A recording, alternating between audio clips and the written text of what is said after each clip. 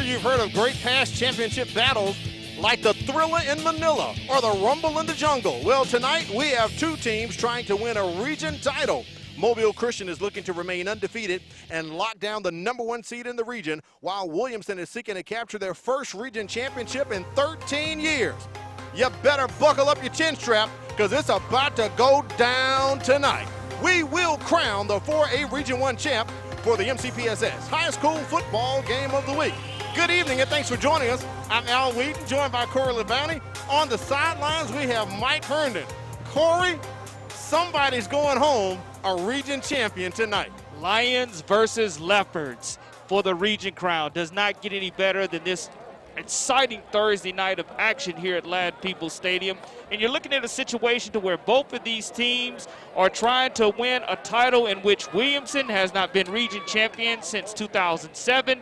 Mobile Christian has not been region champion since 2018. And Mobile Christian moved up a classification this year. So they're trying to go ahead and establish a title run tonight. That is 13 years between region titles for the Lions if they can win tonight. And for Mobile Christian, Corey, they were in the state 3A championship game last year. You were doing the radio announcing. Yeah, it's a situation to where when you have a lot of returning players for the Mobile Christian Leopards, it's a situation to where you have to take care of business first. And how does that start? It starts with this region championship, moving up a classification to 4A. Now, with that being said, Al, they're going to have to battle tonight against a very, very tough Williamson Lion team. All right, Corey, let's get to your checklist and see what both of these teams need to do tonight to become region champions. Well, it starts off for the Williamson Lions. You're talking about penalty pride. 1 week ago, they had almost 200 yards worth of penalties. So they want to make sure that those yellow flags do not hit the turf tonight against them. They need to start strong. Last week they jumped out on Viger 8-0. They just didn't finish strong. But tonight against this Mobile Christian team, it's going to be imperative that they get off to a strong start. And they must stay healthy. That's going to be a factor in a couple of weeks with them having a playoff game with this 25-man roster that Williamson does have, staying healthy. For Mobile Christian, they must have great special teams play. What do I mean by that? If Williamson pins them deep, they can flip the field with the great kicking game, and the extra points are going to be critical also. They have to stay ahead of the sticks down and distance-wise, and they must have four-quarter focus. 1 week ago, they struggled against Jackson, let Jackson get that late lead until they surged out and ultimately got the win, but they have to have that four-quarter focus in order to get the win here tonight against Williamson. All right, Corey, we're going to see if these teams will do what they have to do to get that win. Let's take it down to the sidelines. Mike Herndon's on hand. Mike, we've got a region championship up for grabs. What's the feel like down there on the sidelines? Well, last week we had jackets and we had a stiff breeze down here, and tonight, shirt sleeves, no breeze whatsoever. A beautiful night for football. All right, Mike, we'll appreciate that. We'll be checking back with him later on during the broadcast. All right, don't move. We're going to take a quick break and come back with the kickoff. It will be Mobile Christian receiving the ball as Williamson won the toss and they declined to the second half. You're watching a special Thursday night edition of the MCPSS High School Football Game of the Week.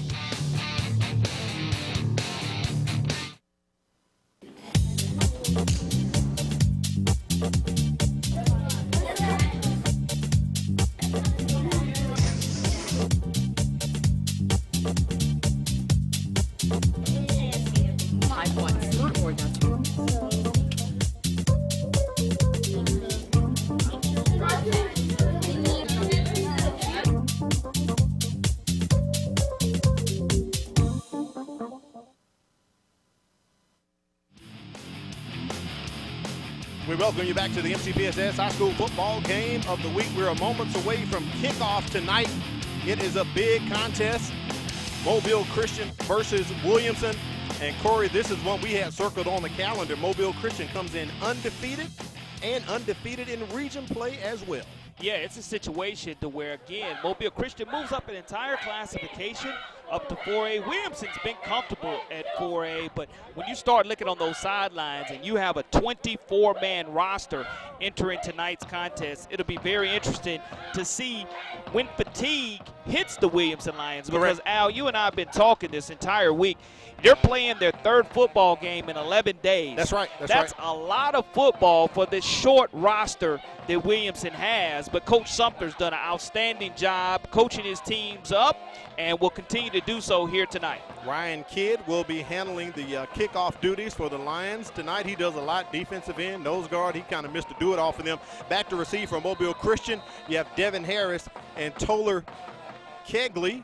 He'll be setting up about the 20-yard line as we are moments away from, as my buddy Corley Bounty says it, toe meeting leather here at the legendary Ladd Peoples Stadium. Kidd does get the kickoff. Devin Harris feels it, but Corey, just like last week against Williamson and Viger, we have a flag on the play.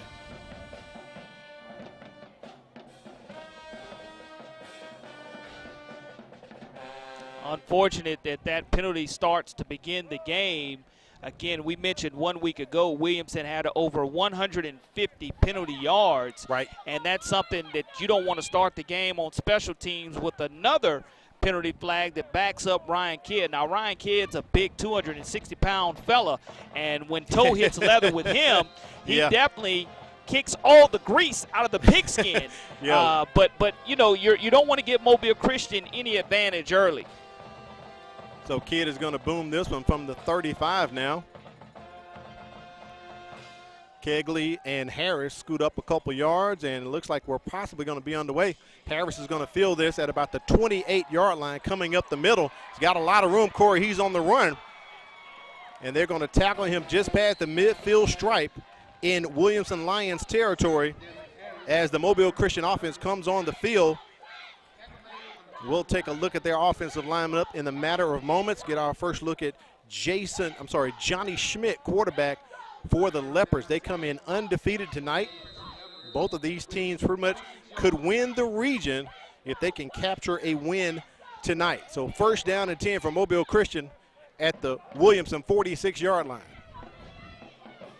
And we'll see if Williamson's defense goes ahead and bowls up quickly. This 3-4 defense led by defensive coordinator Antonio Coleman.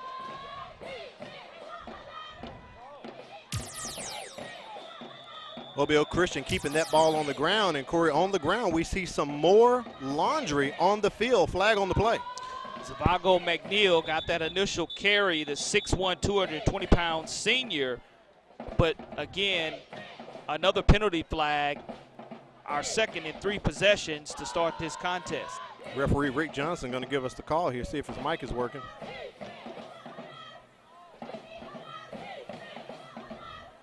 So a false start there against Mobile Christian will push them back 5 yards to their own 49-yard line. Take a look at the Mobile Christian starting lineup. Quarterback for the Leopards is junior Johnny Schmidt. He's a 56% passer with 10 touchdowns and 1 interception on the year. Look for him to throw it to East Carolina commit Toller Kegley. Kegley has 5 touchdowns and averages 14 yards a catch. Also, Deontay Lawson plays offense. He has 6 rushing touchdowns, but tonight he's coming out of the slot as well. And I want to give a big shout out to the Leopards offensive line, Cora. We talked about this offline today. They're all seniors. They have not given up 1 sack the entire year. They average 227 pounds. This is the first. We've never featured the offensive line in a starting lineup. And they're all seniors as well. That Huge. First pass completed to Deontay Lawson. That's going to be his 7th reception of the season, and he gets positive yardage for the Leopards on first down. Handoff looks like to McNeil as he maybe can get a couple there, maybe about a yard. It'll be 3rd and long coming up for the Leopards. Good stop right there by the Williamson Lions entire staff. And you look at them going tempo, Mobile Christian that is, early in the contest to try to wear this Williamson Lion defense down. Schmitz looking to the sideline trying to get the call from offensive coordinator Clint Mitchell. 3rd and 6, Leopards passing. And he overthrows, looks like Kegley there. Sorry, not Kegley on that one, Corey. Ben Brewer. Ben Brewer, the intended receiver, the 5'8", 152-pound sophomore. And you have to look at the situation to where, do you want to flip the field if you're Mobile Christian, go ahead and punt it and pin Williamson deep, or do you want to go ahead and take this ball at the Williamson Lion 43 and run it down their throat? But they're going to be punting Nathan Rubeck out to punt. He averages 34 yards, and he's placed 3 this season inside of the 20-yard line, so he has a nice leg on him. Rubeck, 6 foot, 179-pound junior. And it's a fake. The fake is on. He was trying to get it to Deontay Lawson. So a little trickeration from special team coach Stephen Walker, and they could not capitalize. So it is a ball over on downs. Williamson's going to have great field position coming up, Corey. Just overthrows Lawson there. Just a tad bit high, and it's one that you know he would love to have back. But great defensive stand by the Williamson Lions to start it off. They're going to take over at their own 43-yard line, and they're doing so, that last defensive stand, without Robert Woodyard, and that's huge as well. Yeah, notice Woodyard is a late scratch. They were trying to get healthy for this ball game. We noticed he was injured last week during the Viger game, came back in the second half and did a little running Jacoby Shaw with that run, but unfortunately Woodyard out tonight. So we'll have to make some adjustments on our offensive starting lineup. Junior quarterback Daniel Miller, he's a 67% passer. He's thrown for over 1,200 yards with 11 touchdowns in the air, 4 on the ground. The Lions' ground game comes from Jacoby Shaw. You just saw that. He's rushed for almost 900 yards. Miller will be trying to connect with Jay Allen Gray to snag passes. He has 3 touchdowns on the season. And replacing Woodyard, coming back from injury, is Jeremiah Owen, so he'll be playing tonight. The offensive line for Williamson averages 267 pounds as they block for Jacoby Shaw, and he picks up a first down, I believe, Corey. He's close to the yard marker. Great job of getting the push up front by this Williamson Lion offensive line, and they pick up the first down. As you're looking at Shaw, Shaw is a very small back at 5'6", 135, but he's very quick. And this defensive team from Mobile Christian is led by Gus Smith, and make sure I give a shout out to his grandmother Augusta Hopkins, who taught him everything he knows about football. She's tuned in Orange Beach, but Gus Smith has his hands full against this Williamson Lion explosive offense. First down for the Lions. And he has brought down and tackled Deontay Lawson in on that tackle. Let's take a look at that Mobile Christian defense. They play out of a 4-3 with senior outside linebacker Deontay Lawson leading the team in tackles. Helping him out has to be the best-kept secret in town, Corey. Freshman defensive tackle Sterling Dixon.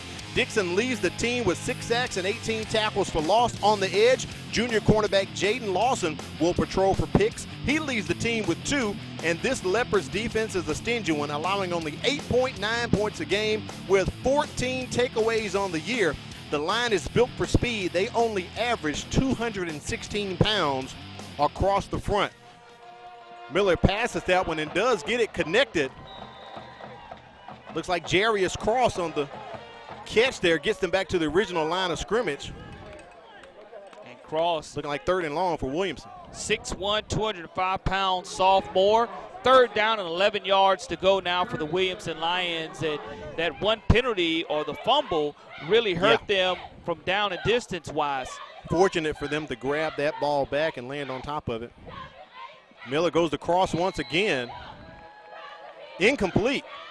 As the official says, incomplete, so it'll be 4th down for Williamson. And I want to go back to that fake punt attempt by Mobile Christian. You mentioned their special teams coach, but when you and I interviewed Coach Cottrell, he said he loves sitting in on those special teams meetings as well. And it was just, on the fake punt, it was just a little bit too high, but in that situation, even the wide receiver Cross would have caught the football. He would not have had enough for the first down, and now they're going to leave it to Ryan Kidd here to try to flip the field for the Williamson Lions. So stalemates on offense for both of these teams coming out early. Devin Harris back to receive for Mobile Christian, setting up at his own 20-yard line. First punt for Kidd tonight, low snap, but he gets it off. Line drive going away from Harris, but he scoops it at the 18. Cuts back to the far side. They've got a wall set up for him, Corey.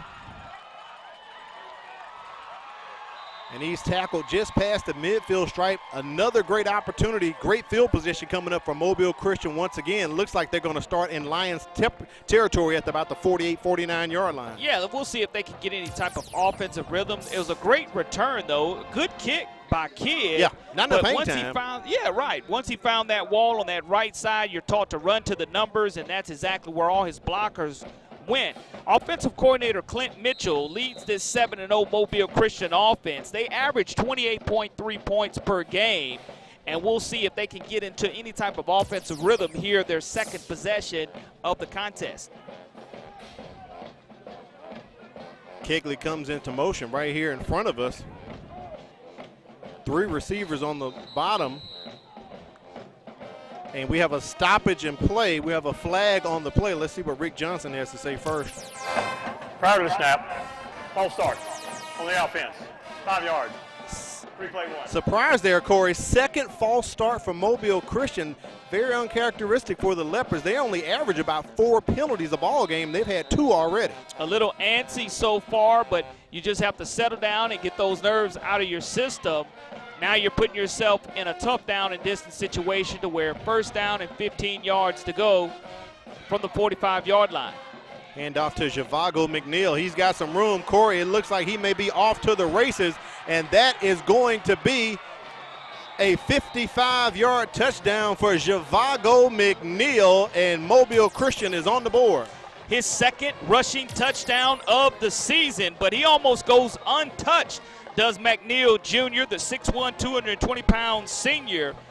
That puts him over 200 rushing yards on the season. His 30th rush and attempt of the season leads to a 55-yard touchdown, and Mobile Christian found that offensive rhythm off of that huge run off the right side. On for the extra point, Jackson Chandler.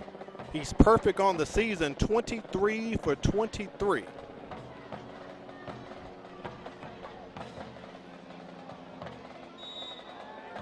We'll make it 24-24. Mobile Christian on top, 7-0 over Williamson. Our first scoring of the ball game has occurred. I'm sure we have more. Stick around. You're watching the MCPSS High School Football Game of the Week.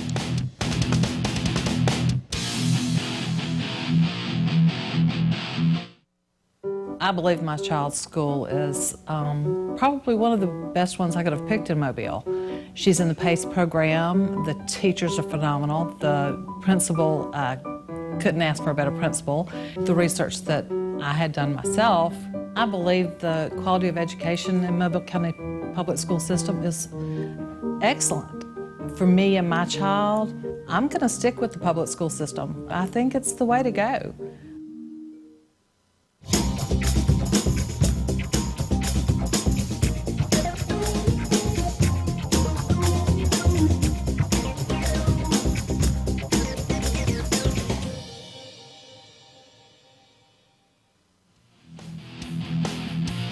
Welcome back to the MCPSS High School Football Game of the Week, a special Thursday night edition. Al Wheaton, Corey Bounty on the sidelines, Mike Herndon, and our statistician, China Powell, hanging out with you at the legendary Lab People Stadium. Corey, someone's going to be a region champion tonight, and looks like Mobile Christian trying early, up 7-0. 55-yard run by Javago McNeil. Yeah, that first offensive possession didn't look too good for the Leopards, and neither did that first possession of that touchdown run because you got backed up 5 yards. Yeah. It just padded the stats of McNeil Jr. as he scores and takes it to the house. Chandler kicks that one off.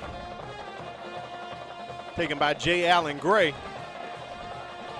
Gray gets it up to about the 35-yard line. Corey, let's talk about some impact players. Who do you have tonight as impact players? Well, when you start looking at the Williamson Lions, you have to go with their punter, their defensive tackle, as well as their running back. He's an athlete, Ryan Kidd, as well as J. Allen Gray. You just saw him return that kickoff. Right. We saw him catch a touchdown last week against Viger, so he's going to play both sides of the football. But Deontay Lawson is a young man who is verbally committed to the University of Alabama along with quarterback Johnny Schmitz. And it's going to be up to Schmitz's leadership and Lawson's versatility to continue to help these Leopards make a push not only into the playoffs, Right. but maybe towards the state championship as well. And missing their workhorse, Robert Woodyard tonight. Ryan Kidd stepping up. As you can see, Daniel Miller takes that one, quarterback keeper up the middle. We saw a lot of Ryan Kidd last week, but I think they're going to have to rely on him a lot tonight, Corey, to really try to secure this win. They are. Latrell Lett on the stop for the Mobile Christian Leopards and picks up a couple. That's positive yardage, but you're not going to be able to go ahead and grind this Mobile Christian team out at 2 yards apiece. You're going to have to try to get 3 to 4 yards on first down, but positive yardage nonetheless for Williamson, bringing up 2nd down and 8 from their own 37.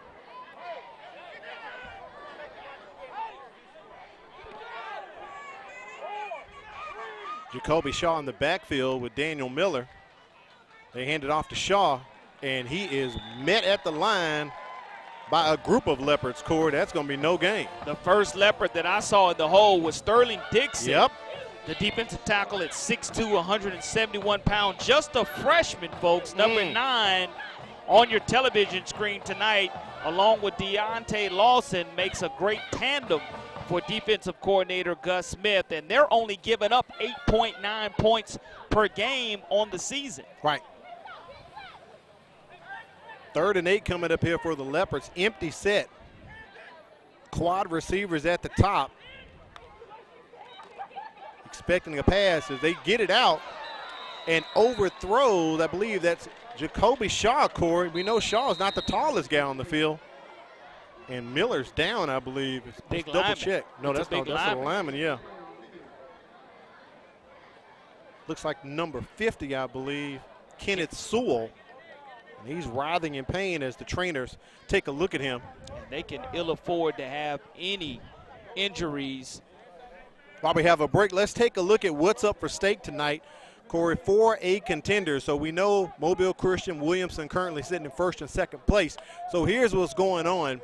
Williamson lost to Viger last week. That's their first region loss. Williamson beat Jackson. Jackson beat Viger. So if Williamson can win tonight, that'll help out. Williamson be number 1. Mobile Christian be number 2, and then Jackson and Viger, what happens tomorrow, Jackson probably will end up with 3 since they beat Viger. Well, if Williamson loses, they're 4-2. If Jackson wins and Viger wins, they're all 4-2. You got a 3-way tie for 2nd. Then you go to your tiebreakers. We were talking about it earlier.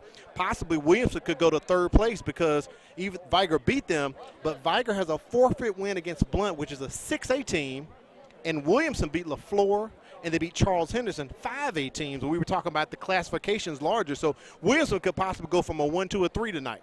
Yeah, I mean, it's amazing when you start looking at where you can go. And you ultimately, in that first round, you want to be in the comfy confines of your own home stadium. Get your home game, yeah. And you don't like to travel on the road if you can all but help it because you want that routine to remain the same. But, you know, it's a situation. Coach Sumter's done an outstanding job just getting this Williamson Lions program to the playoffs. Yeah.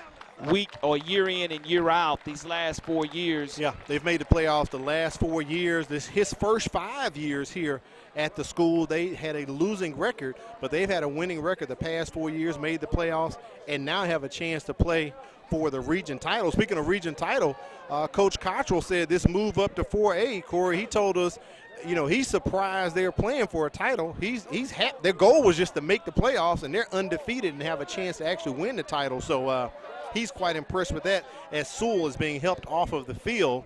It's going to be 4th and 8 coming up with Devin Harris sitting up at his own 35-yard line. And, Corey, we've called this name a lot tonight already. Ryan Kidd is back on the field punting again.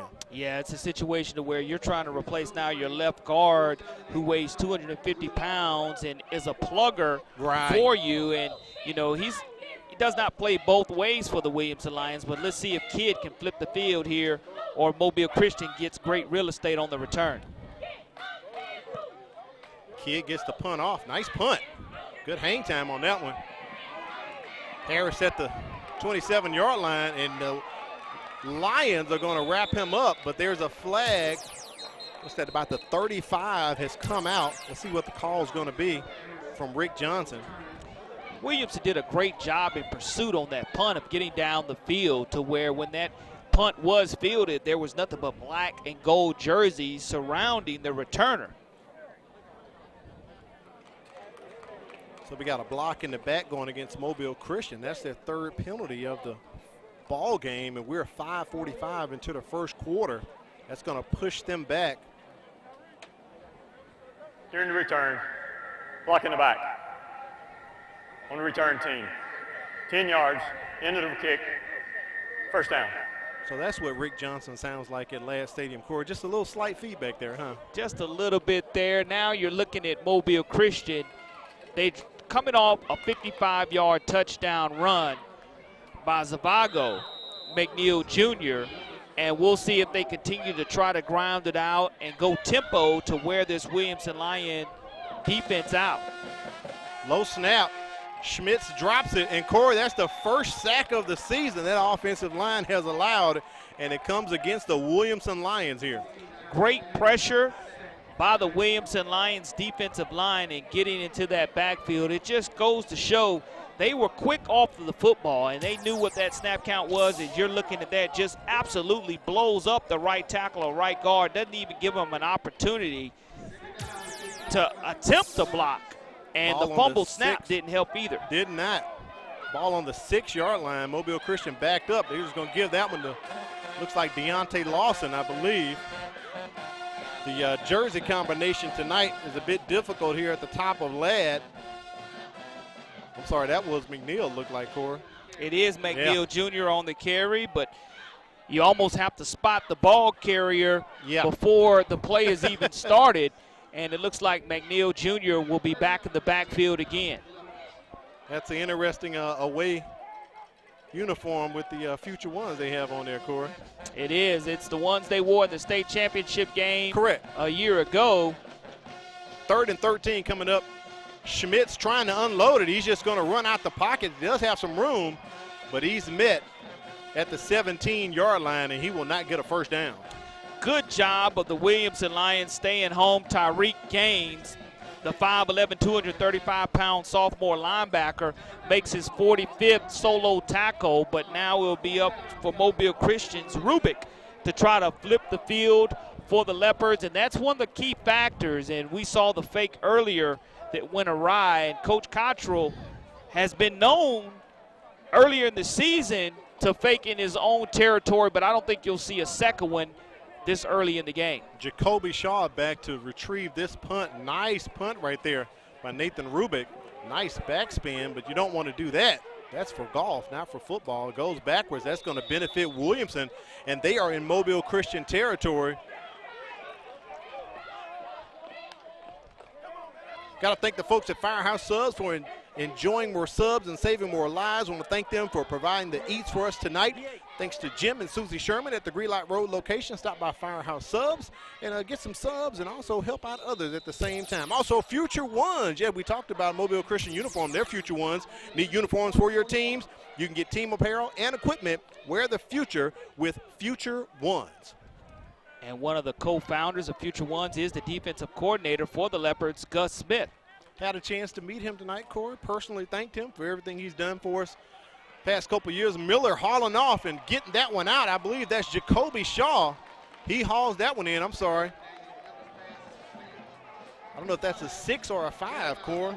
Jeremiah Owens. Yeah, Jeremiah Owens. That's a 5, yeah, with the wrinkles there. We talked about Owens coming back from injury, so a nice catch by Owens. And Williamson is in the red zone after one play. Ball at the 20-yard line. 5'8", 155-pound sophomore with a huge catch for the Lions in that situation, and that'll do wonders for the confidence of junior quarterback Daniel Miller for the Williamson Lions. Empty set from Miller. That pass incomplete.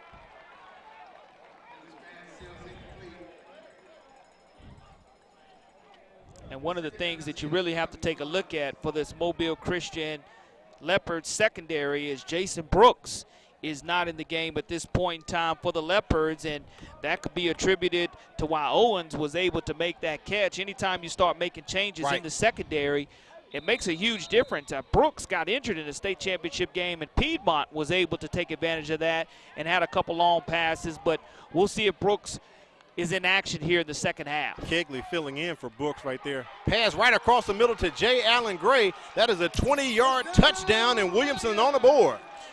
Jay Allen Gray with the reception, his 4th receiving touchdown of the game, and you see why he's mentioned as one of the impact players. You look at the confidence, though. Miller absolutely throws a laser beam to J. Allen Gray, the 5'11", 175-pound senior. All he has to do is catch that, and Miller does a great job of putting that football on the money now. Williamson calls timeout, Corey. The confidence, though, that Miller got on that last throw that was done, I'm going to go back and piggyback off of what I said earlier. Jason Brooks making that difference. Jason Brooks is a young man who is verbally committed to South Alabama. Right. So that'll let you know the type of potential that he has in the secondary. And when you have to start making those changes and transitions, it's a little bit different for Mobile Christian.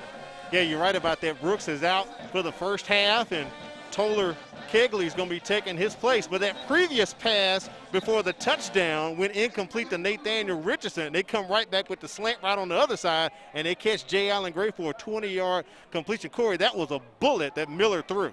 Yeah, and that's their go-to. J. Allen Gray is the main wide receiver for the Williamson Lions, and that's a 2-play, 44-yard touchdown scoring drive, and now they're not going to kick the point after. It looks like they're going to go ahead and go for 2. Yep. Williamson scored 1 touchdown last week, and they did convert on the 2-point conversion. Miller rolling out, trying to go opposite, swing him one way, throw it the other one. 2 flags come in on that. One of the back judges threw one, and I believe Rick Johnson threw one, Corey. Yeah, it's going to be some type of pass interference for sure. I'm not quite sure what that other one's going to be.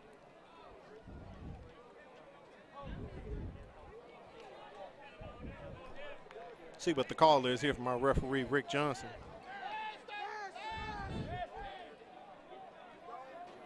Two flags on the play. Have holding on the offense, a penalty declined. We have ineligible receiver downfield on the offense. That penalty declined. Try was no good. All right, try's no good. It's 7-6. Let's take it on to the sidelines, check in with Mike Herndon. What's going on, Mike? Hey, I'm here with April Bell Bush. She's a science teacher at Williamson High School and the Title I facilitator. Ms. Bush, tell us a little bit about the kids transitioning. We've got them back in the classrooms now after starting remotely. How's that going at Williamson? Oh my God, it is actually going excellent. We actually expected more students than we actually have, but we're pleased with our transition each week. When they come in every week, we held an orientation, kind of like a Bridges program that we usually have during the summer. We did it for every group when they came in, and we did it virtually. The kids that were in class, they watched through the LCD projectors in the teachers' classrooms or their laptops. And we also let the ones online view it as well. But it's been a very smooth transition. Our nurses, Dr. Mixon and Nurse Eaton, have really played a big role in this transition and making sure we're safe. Everywhere you look, they're there, not only for the kids, but for us as well. That's awesome. And I understand for the kids that are still choosing to learn remotely that you've got a special program to help them as well. Tell me a little bit about that. We do. We have what's called a remote help class, and it's offered Monday, Tuesday, Wednesday, Thursday, and it's from 4 to 6 o'clock, and the kids can sign on to any class that they need. We have ACT, we have tutoring in all core subjects, and then we have help for the parents, just in case they are wondering how to navigate through Schoology. We have a class just for parents to do that. We're also offering credit recovery that way, and we have teachers that stay online from 4 to 6 o'clock. As a matter of fact, I was late getting to the game tonight because I had a student that she needed to learn how to do some work, so I explained something that I don't teach, but we figured it out together, so we were able to do that. And then she just wanted to talk about life for an hour and a half, so it's turning out to be more of a mentoring / tutoring program, and we're really pleased about that. I wasn't sure about it, but I'm so excited about it now. That's awesome. Thank you so much, and good luck with the rest of the year. Thank you. Thank you, Mike. We appreciate that. First carry of this series right here is Javago Bush. Corey, no gain on, I'm sorry, not Javago Bush, Javago McNeil, no gain on the play. Warren Hawkins, the defensive end, 6 foot, 250-pound senior on the stop, and Mobile Christian has an injury on the play, so he will be 10-2 out on the field, and it's going to be one of those big offensive linemen. It's going to be the center, Connor Stewart, who's 5'7", 185-pound senior. And the backup center for the Leopards is possibly Bo Cagle. Bo Cagle, 6 foot, 231-pound 8th grader. It'll be interesting to see if Cagle is put into the contest or whether they slide over one of those other experienced linemen. But you like to see Connor Stewart up and running off the field there. So it looks like Mobile Christian come back on the field. We heard Miss April Bell Bush talking about the remote learning and helping out the kids. Coach Cottrell told us this season has been something else, Corey, like none other. He found himself being a mentor, talking to the kids, because a lot of things is going on with COVID and hurricanes and all kind of stuff. So teachers and coaches doing a lot outside of the classroom this particular year in 2020. 2nd and 10 coming up here. And that pass is blocked. Not a lateral. It was going forward. So Schmidt's pass is batted down.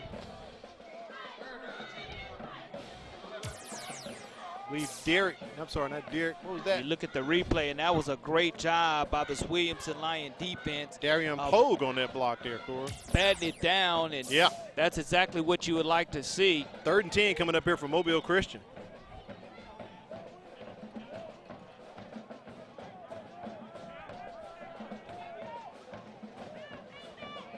Schmidt's looking to throw. He's got a guy downfield and cannot connect. That's going to be 4th down as he tried to get that one out to Toller Kegley. I thought the Kegley part was going to mess me up, Corey, but the Toller's been getting me all night. His first name has. But it's a situation to where if you're Williamson, you're coming off of a score, and then you're able to get a stop. So I know Antonio Coleman, the defensive coordinator, has to be extremely happy. Jacoby Shaw going to set up at his own 40-yard line. We'll get another look at Nathan Rubick. Said he averages 34 yards a punt. His first 2 have been pretty good so far tonight. Kind of lays into that one. Right about the midfield stripe. Shaw's just going to let it go out of bounds. Very smart move by that young man right there. But outstanding field position the Williamson Lions are going to get, and they really had confidence going.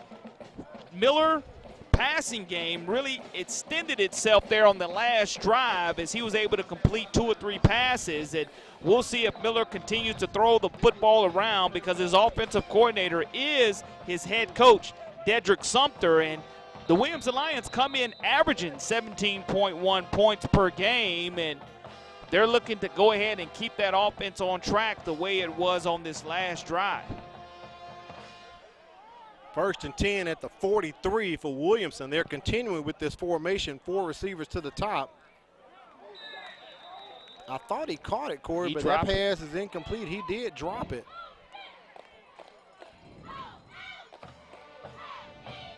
And the Leopards. Richardson on that incompletion there as he drops it. So 2nd down and 10 for Williamson coming up. You know, it's a situation with the Leopards. They don't want anything to get behind them, especially at this position in the field. You're looking at the Williamson Lions having the ball at their own 43-yard line, but Miller needs all the completions he can get from a confidence standpoint to continue to help him. I thought that pass was going across, Corey, but it ended up like it was almost going to Owens there, I believe. It was intended for Jeremiah Owens. So I don't know if Cross was in the wrong place at the wrong time or what, but Owens was trying to catch it himself. So now you're in a 3rd down and 10 situation, and you've seen success. Look for Jacoby Shaw being released out of the backfield. He's a great pass catcher. He has great hands also, but if you're Williamson, you definitely want to have an opportunity, if you don't get the 1st down, to let Ryan Kidd punt this football away. You don't want to turn it over here in your own territory. Here on the near side, Kegley up against J. Allen Gray, but they decide to hand it off. As they go with the run, picks up a couple yards, Jacoby Shaw. I thought Williamson had abandoned the run, Corey, but they decided to go back to it on 3rd down. I'm a little surprised at that play call there. Well, it's a situation to where you just wanted to pick up positive yardage and, again, not turn the football over and throw an incomplete pass. You were able to get 4 yards on it. Deontay Lawson comes from his linebacker position and makes the stop. And Deontay Lawson, what a season he's having. 53 solo tackles, 13 tackles for loss, 1 interception, 2 forced fumbles, and that's just defensively for the Mobile Christian Leopards. Kid has some time, really puts his leg into that one. Going to send Devin Harris back.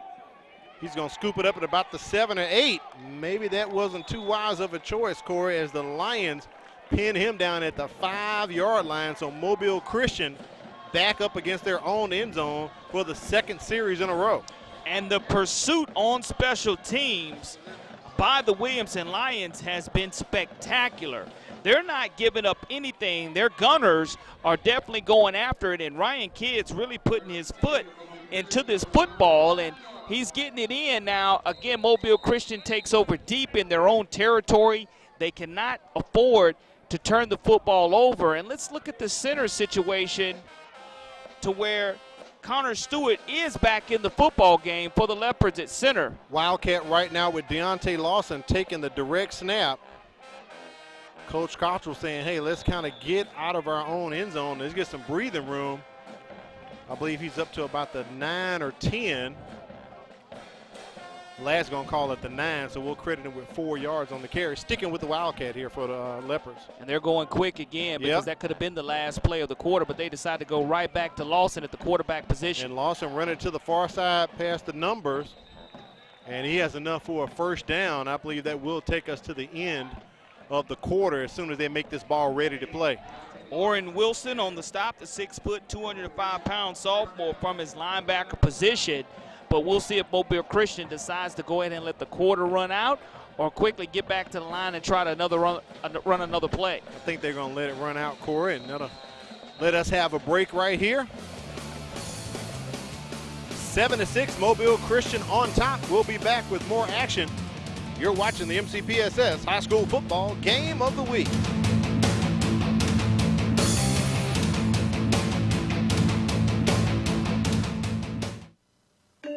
At Mobile County Public Schools, we believe it starts with us.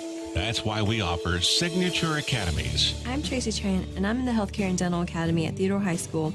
In the Dental Academy, I'm working alongside dental professionals getting hands-on training from those already working in the industry. Shadowing them on the job makes me want to work even harder because now I know what I want to be. Signature Academies are open to all students in Mobile County Public High Schools. To find out more, visit mcpss.com. Parents, you still have time to apply for free internet through Service with Alabama's Broadband Connectivity for Students program. The state mailed vouchers to all MCPSS families that you can use with any provider. If you did not receive a voucher, you can call 1-888-212-4998 and they can give it to you over the phone. You can use the voucher for internet service at your home or to get a hotspot through LearnStream. Visit mcpss.com for more information on LearnStream. And again, the number for you to call to get your voucher is 888-212-4998. I'm sorry, that is LeanStream. We want to thank them for what they're doing, LeanStream. So make sure you get a hold of that. And we're getting hold of the second quarter, Corey. I love this. I love this shot right here. And you have to know that she's a little lion, and you know who she's supporting, Ryan Kidd, of course. And I love the entire month of October. It gives these kids an opportunity to support Breast Cancer Awareness Month as seen by the pink pom-poms and the pink spats and the pink socks that we saw Williamson sporting a week ago. Mobile Christian on first down, just continuing to push that ball up the middle. Deontay Lawson in for the Leopards. And this is a formation that they've run throughout the year. They may go to this when they want to just get some ball control and just use his athletic ability. Little trickeration, Corey. We've got to end around in a pass. Back to Lawson. Clint Mitchell, offensive coordinator, getting a little tricky right there. And they pick up the first down on the end around pass. And that's a situation where you just have to have great eye discipline as 1, 2, 3 Mobile Christian Leopards touch the football, and you have to stay home. If you don't, they want to beat you deep. But Williamson did a good job of not letting anything get behind them. Mobile Christian was able to pick up a first down and are able to go ahead and try to not get a penalty flag here, and that's exactly what Rick Johnson's going to throw. Prior to snap, legal substitution. 12 men on the field on the offense. 5 yards. First down. And someone did not leave the field there as Mobile Christian will be pushed back 5 yards. So it'll be 1st and 10 on the 38 right now. As they continue, looks like with the high snap on that one, and another flag comes in. And Mobile Christian has been plagued by penalties. Private snap. Have a snap infraction on the offense. 5 yards. Here in the first half. Yeah, quite a surprise. Coach Cottrell said the Williamson defense is great. We can't afford to get behind. They've been running it a lot lately. They're strong. They have speed, so we got to keep everything in front of us. Also, the kicking game and special teams will be critical in a game like this. And I believe he's correct, as Williamson did not kick the extra point. They went for 2 and had 2 penalties. So the try was no good. Handoff to Javago McNeil as he plows ahead to about the 38-yard line. It's going to be 3rd and long coming up here for the Leopards. And Poe on the stop for the Williamson Lions comes and makes his 22nd solo tackle of the season. He's 5'9", 175-pound sophomore. And you look at that 34-yard line, Corey. 2nd down and 14 yards to go for Mobile Christian. And that 2nd and 14 at the 34. Schmidt's looking to throw. Dumps it off to Kegley. Kegley there as he gets back up to maybe close to the original line of scrimmage. Now it will be 3rd and long coming up here for the Leopards. Tyreek Gaines on the stop for the Williamson Lions, but again, positive yardage. Right. Now you're at a 3rd down and 9 yards to go. Costly penalties early on down and distance situations for the Leopards hurt them, as the Lions are going to try to capitalize and make them put it on their foot. Al Wheaton, Corley Bounty on the sidelines. Mike Herndon, our statistician, China Powell on the call tonight. That pass almost intercepted. Schmitz could not get connected with Kegley. It'll be 4th down. Corey, I'm not surprised at the back and forth here, because these are very 2 well-disciplined defensive teams. We know Mobile Christian has a great offense, but that Williamson defense can bow up and stand up when it needs to.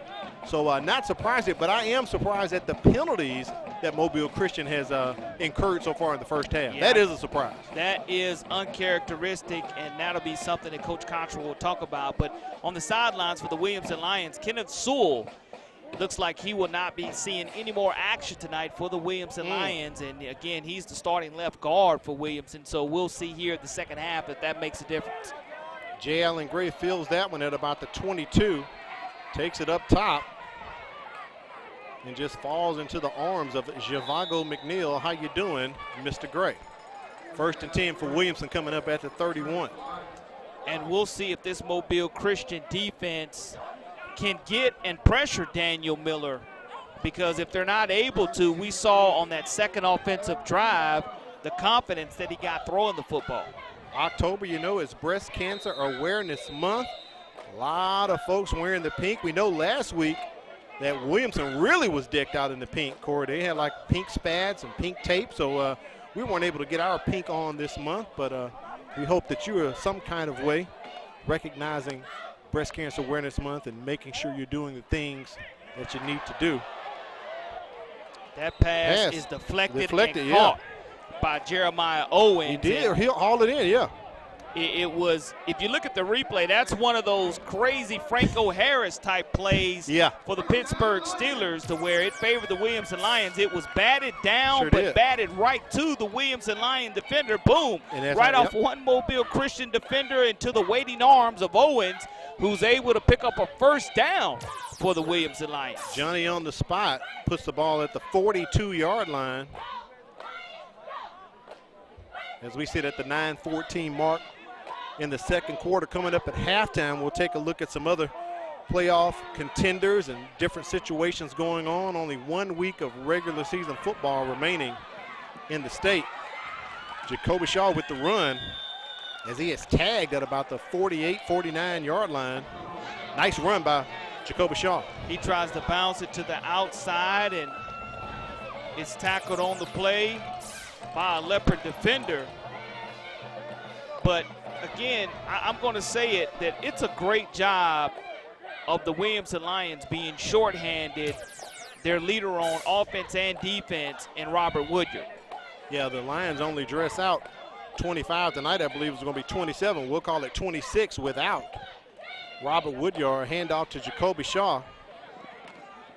Gets past the midfield stripe.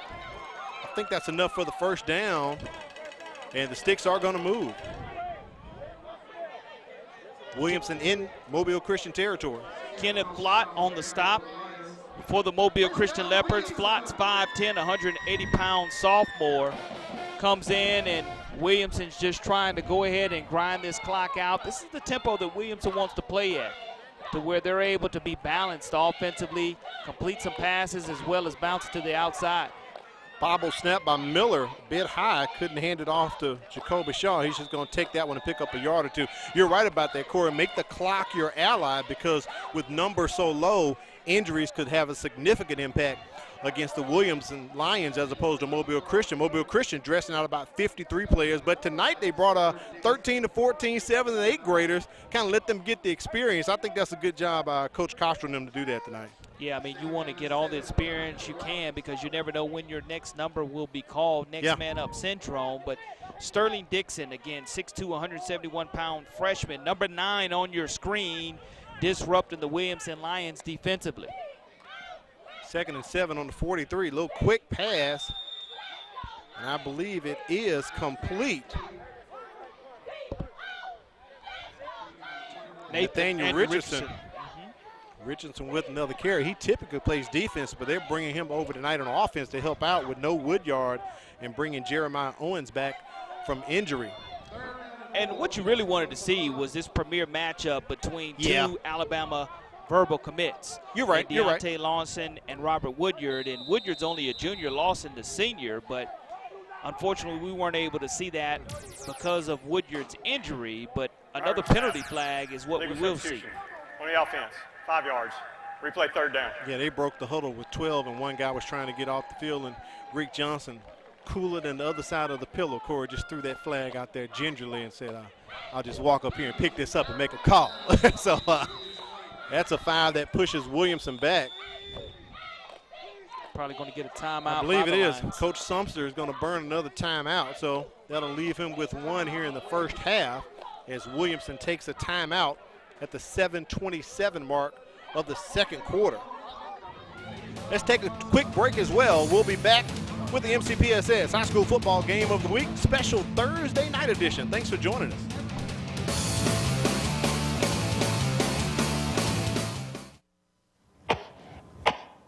What's the matter, baby? You're not feeling good? School-aged children are at a higher risk of getting and spreading germs and viruses. To help protect the spread, students are encouraged to stay home when sick.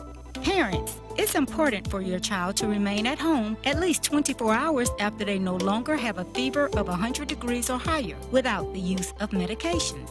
Please help us maintain a healthy learning environment.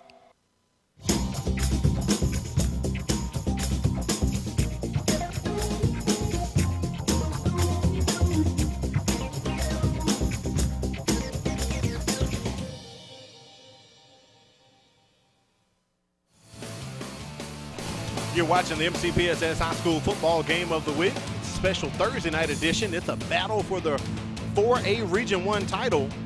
Mobile Christian and Williamson coming in tonight. Winner of this ball game will be the champs. Mobile Christian beat Williamson 12-7 back in 2017. And Corey, these teams have only played each other a total of 2 times. Yeah. Series is tied 1-1. Well, this is a big 3rd down and 9 really yards huge to go so far here for the Williamson Lions.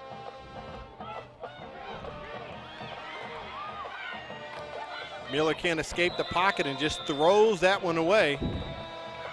And a flag at the top of on the opposite side of the field, top of the screen there, on the other side near the Mobile Christian sideline. I wonder if this could be a sideline warning possibly, Corey. Well, let's see if somebody interference or something. It's going to be against Williamson, it looks like.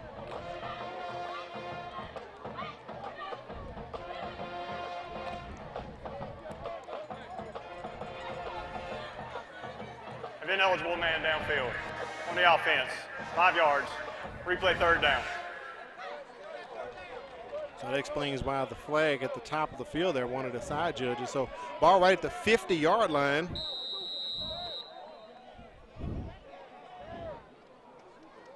Looks like about 3rd and 14 coming up here.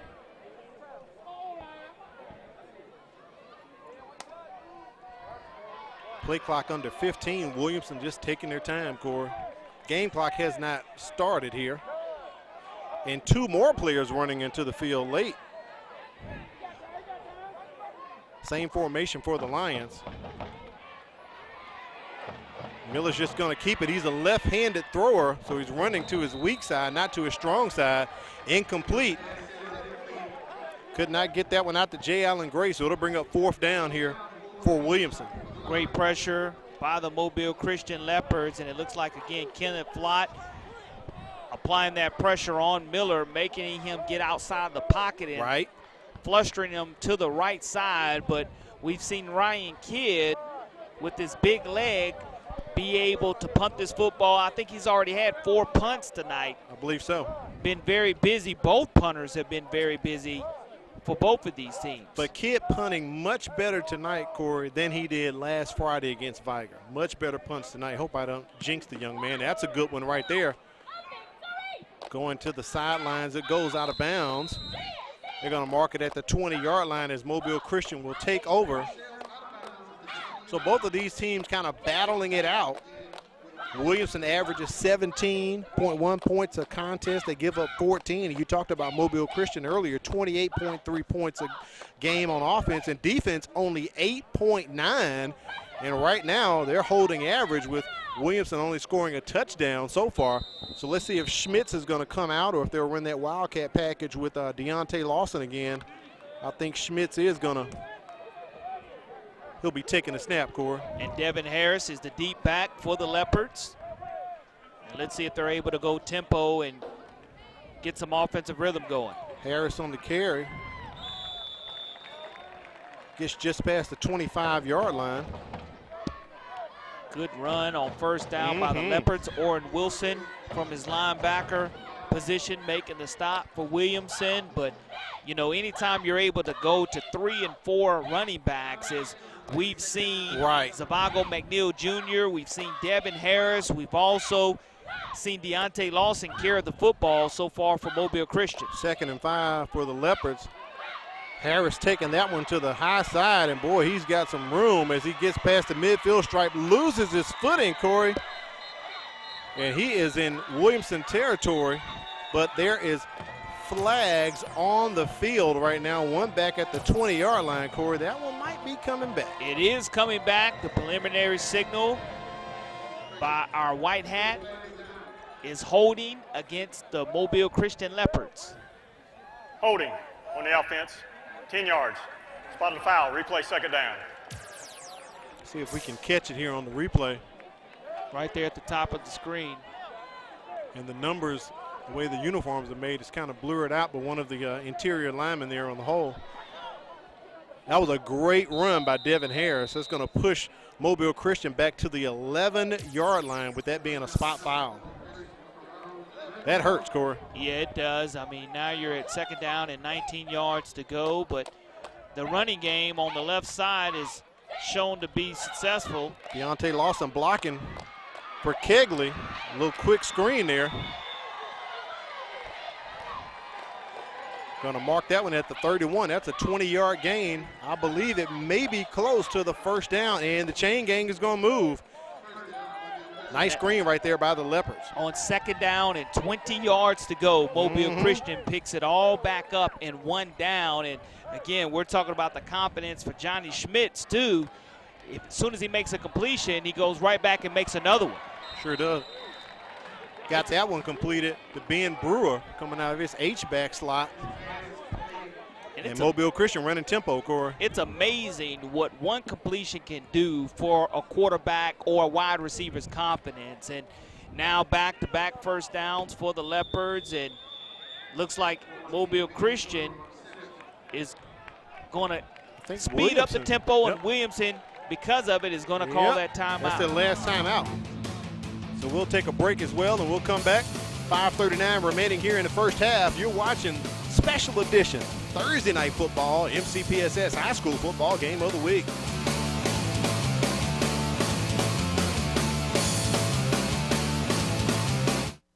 At Mobile County Public Schools, we believe it starts with us. That's why we offer Signature Academies. Hello, I'm Jordan Clark, and I'm in the Health Service Academy at John L. LaFleur Magnet High School.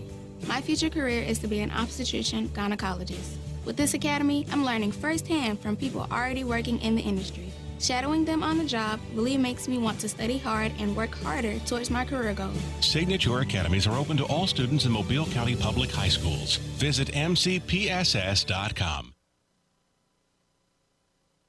It is Principals Month. You can also say October is National Principals Month as well, and that we would like to thank all 88 of our principals who have truly gone the extra mile in successfully getting our schools up and running during this pandemic. So Principals Month is October, so we want to congratulate all of them for all the effort and hard work they're doing. And Corey, I was watching the replay of our broadcast last week, and I saw my kids' principal, Miss Cheryl Chapman, over there at O'Rourke on the pre-K video we had. So it was good to see her doing her thing, and boy, doing his thing right there, going up the middle for Mobile Christian. And that's going to pick up a first down. Devin Harris. Devin Harris once again with the carry. That's 3 first downs in a row, Corey. He's just ducking his head and running, and now Mobile Christian is definitely going to go tempo as that stop right there is being made deep into the secondary. Theodore Morissette gets his first tackle of the contest. Setting up the screen for Kegley. Wilson almost ripped his trousers off, Corey, on the tackle. Wow. Yeah, he was trying to punch that football away, and you look, though, you want to go low as the completion is made, and if you're able to make that block, the initial block to the outside, the Lions do a great job of swarming to the football, but you get them down any way you can, as long as you don't grab that shoulder pad and horse collar or the face mask. It wasn't a horse collar, it might be a donkey collar on that one, man. Wow. 2nd and 7 on the 42 for Mobile Christian. Little play action, but no, they try to get it to Harris. And that is all squashed by the Lions as they interrupt that. The interior linemen do a great job, and that's going to be credited to Warren Hawkins from his defensive end position, making sure that Harris was not able to release and get that delayed screen going. But it's going to bring up now 3rd down and close to 7 yards to go for the Mobile Christian Leopards. But you start to look, Al, fatigue is going to start playing a factor here as I see a lot of the Williamson Lions linemen and secondary with hands on their hips. Wildcat package, Deontay Lawson bulls it up the middle, not enough. Gets just past the 40-yard line of Williamson. It's going to be 4th and about 5 coming up here. Charles Harris with the stop for the Williamson Lions, and that's a good stop for Williamson because now it brings up 4th down and about 4 yards to go. Decision time if you're Coach Ronnie Cottrell, and Coach Cottrell's in his 5th full year as head coach of the Leopards, 6 overall, because him and Tommy Wise split and co-head coached in Coach Cottrell's first year. So this is his 5th full year as head coach of the Mobile Christian Leopards. So Mobile Christian going for it, 4th and 4. And I'm not surprised they worked the play clock down and just decided to take a timeout. And let's take a look at the coaches comparison, Corey, as you just brought it up about Coach Cottrell.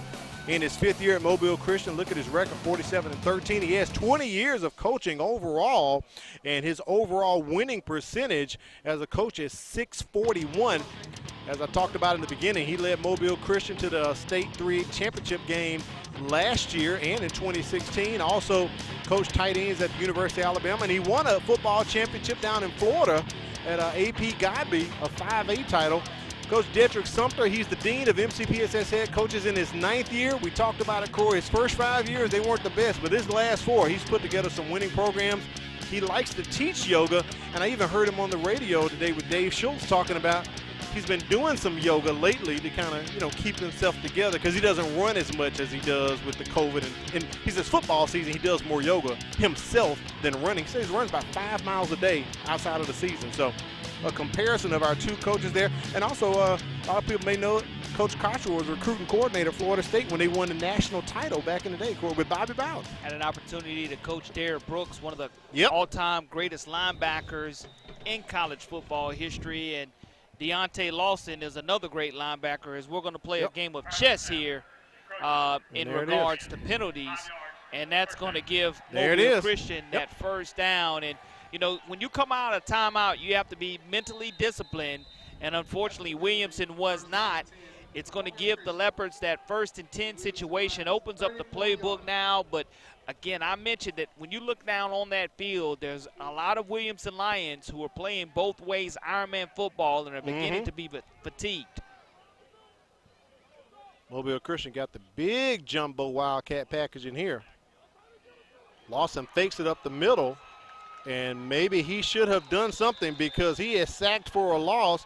It looks like your guy Warren Hawkins might be in on that one, Corey. Hawkins has been very active 2 weeks in a row for this Williamson defense. And, again, Hawkins, the 6', 215-pound senior, makes sure he does not let Lawson loose. And he did not. He need help to arrive. He was able to make that solo tackle on his own. He now has 3 sacks on the season and 13 solo tackles. You're looking at 2nd down and 21 yards to go for Mobile Christian.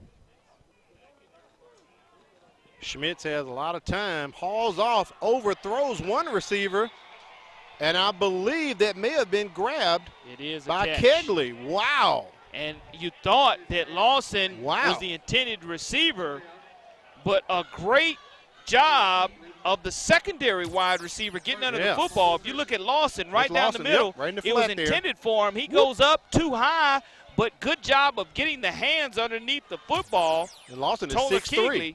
6 foot, 183-pound senior. Here comes that tempo. Schmitz just going to keep that one. He takes a lick at the 10-yard line, and that's enough for the first down. So it's going to be 1st and goal coming up here for Mobile Christian. We have an injured Lion on the field. He's just going to run off. That's Ryan Kidd. Yep. He just gets up, Corey. But what you starting to see, Al, again, I'm going to mention it again, the fatigue is starting to hit.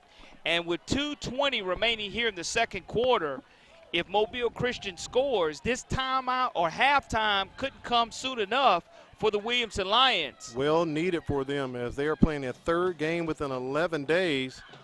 Javago Bagnell back in the ball game. They're trying to rip that ball out. He's going to be tackled for a 1-yard loss. It'll be 2nd and goal, ball at the 11-yard line. Charles Harris does a great job from his linebacker position, the 5'10", 170-pound sophomore.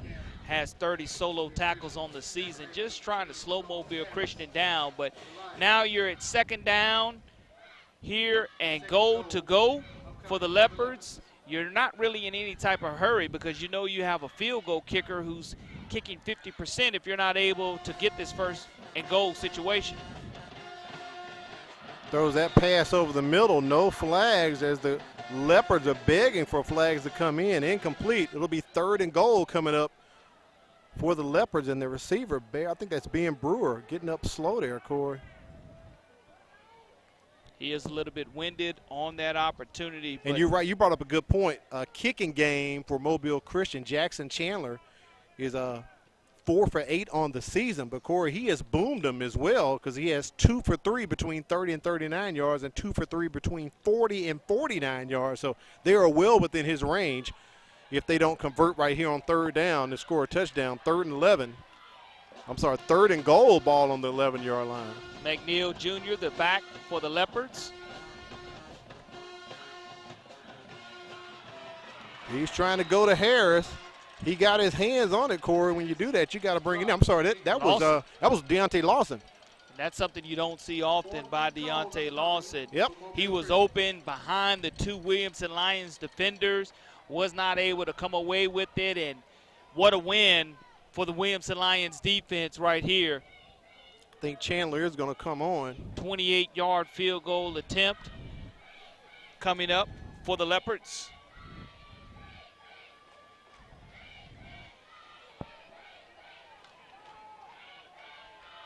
So we're within Jackson Chandler's range easily here. Kick is up. and he nails the 28-yarder. So Mobile Christian increases their lead by 4, 10-6 over Williamson. You're watching the MCPSS High School Football Game of the Week.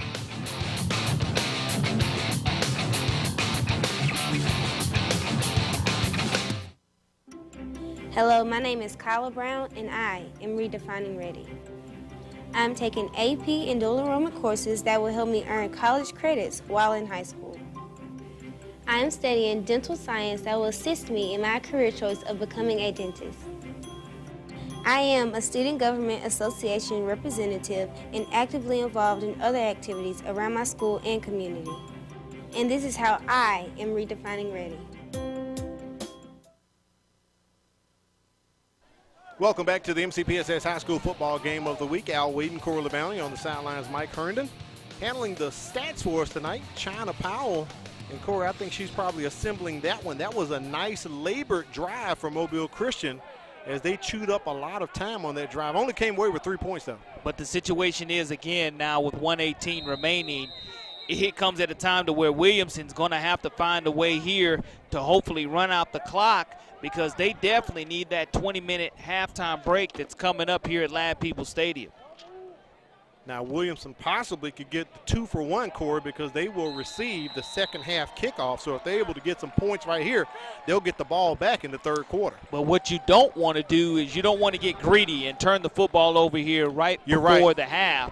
If I'm Coach Sumter, I would be content on first or second down to go ahead and try to run out the clock. Make Mobile Christian go ahead and either call the timeout to try to get the football back or go ahead and run the ball yourself, because now you're in a situation where you don't have a lot of manpower. You've already lost your starting left guard for the rest of this game, and you only have 23 healthy bodies that are remaining out there on the field and suited up for you. So it's a situation here to where I'm going to make Mobile Christian go ahead and burn their last couple of timeouts or their last timeouts, and I'm going to be content not trying to go ahead and score right here.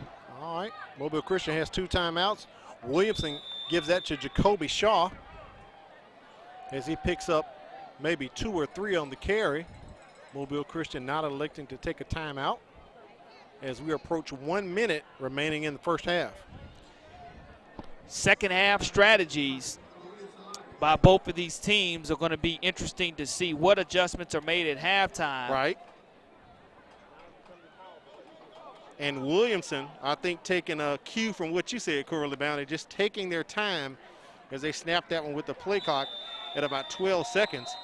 Another carry by Shaw. And I think this is where the timeouts are coming into play. Coach Cottrell calls timeout with 39 seconds left, so the chess match starts back up. 3rd and 8 for Williamson coming up here with 39 seconds. So if Mobile Christian can get a stop and burn a timeout, Corey, they'll get the ball back and try to sneak some points away before halftime. Yeah, Mobile Christian has at least 1 timeout remaining here with 39 seconds. And, you know, you have to have this stop. If you're defensive coordinator Gus Smith, you're telling your guys over there on the sidelines, look, just keep everything in front of the sticks and don't let anything in the secondary get behind you, because we've seen Daniel Miller be very active.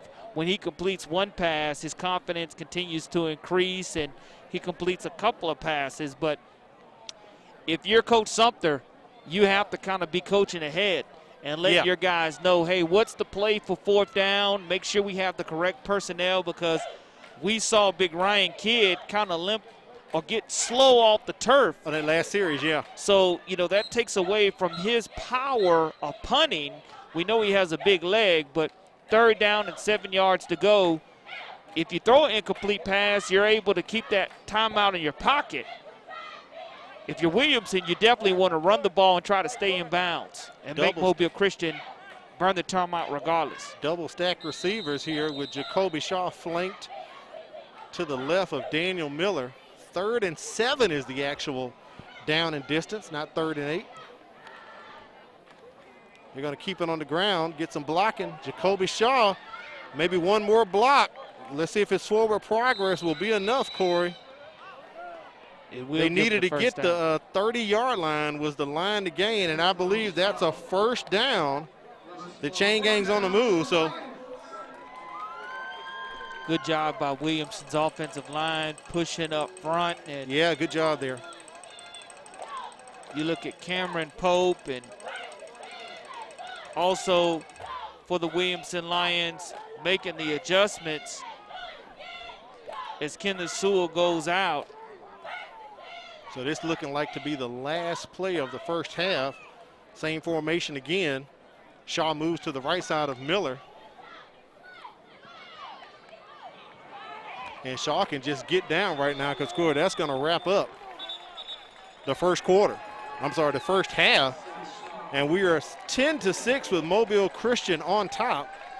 Interesting first half. A lot of penalties we saw out of the Leopards. Quite a surprise there with Ronnie Cottrell's team picking up so many penalties in the first half. Absolutely. You're looking at the penalties being a factor for both teams in the first half. Right. But again, the story to me has been the Williamson Lions being able to survive and hang on here in the first half without their leader, Robert Woodyard. Yeah. He's the leading receiver as well as the leading tackler. So, again, only trailing 10-6, they're doing a great job. Speaking of Williamson, let's take it down to the sidelines. Mike Herndon has Detrick Sumter. Coach Sumter, they had out by 8 there. Your defense stiffened, held them to a field goal. How big was that to hold them before halftime? That was real big. That was very, very big. We get the ball back. We just got to get back to standard drive. We had a great drive going until the guy ran into the huddle and got the two, that was just brainless. But, hey, I think we got a good plan versus them, and all thing we got to do is get this ball and push it down the field. I knew it was going to be a tough game, but we came to play too. What do you need to see more out of your team in the second half to come back? Just being consistent. Like with that penalty, that hurt. That hurt bad. We had a couple drops, but we doing well. And we get it back. Thanks a lot. Good luck in the second half. Thank you, Mike. I think Coach Sumter's right. They're hanging in there, and they're doing what they need to do. Only down 4 points here. Yeah, doing an outstanding job. They get the football to begin the second half, so that's a plus. And they just want to hang around. And the longer that Mobile Christian lets this team hang around, the more confidence that Williamson Lions exude. But you're looking at a 10-6 score right here in the first half of action. Mobile Christian's going to try to go ahead and push the tempo in the second half. But the biggest thing we're going to look for in the second half is going to be depth.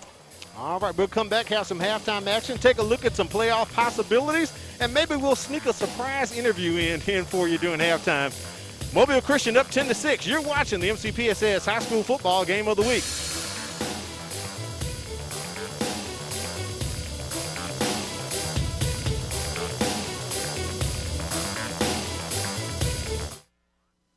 Hello, I'm Renee Phillips, your host of Homeroom. Will you join us as we talk with the students, teachers, and staff about all of the great things happening in our schools? That's right, Renee. Not only are we here to keep you informed about the great things happening in our schools, but to also keep you updated on safety issues. Our show, Safe Schools, looks at ways to keep your child and our students safe. Not only are we looking at ways to keep your child and our students safe, but to keep you informed on how to connect with us. Manténgase informado aquí en Conexión a Padres. And we also score big from pre-K to high school with MCPSS Athletics. And then Inside Education puts it all together for you, showing you the ins and outs about news and events taking place across the Mobile County Public School District. We do this to keep you informed.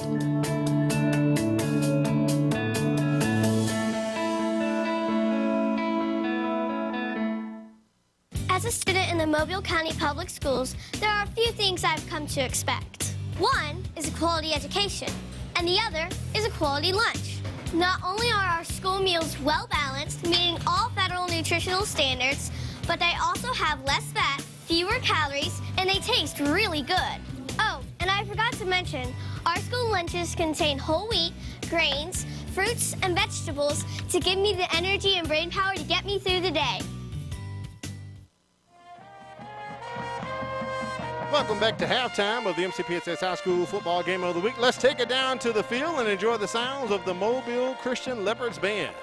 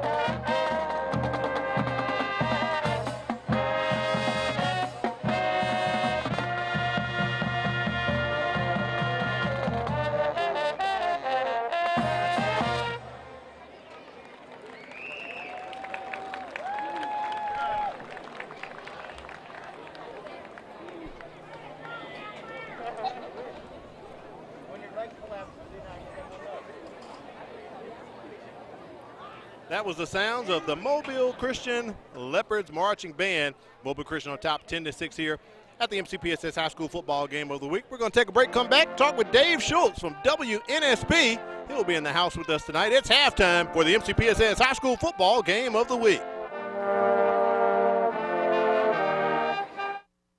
I'm Bailey Buck. I attend MGM High School.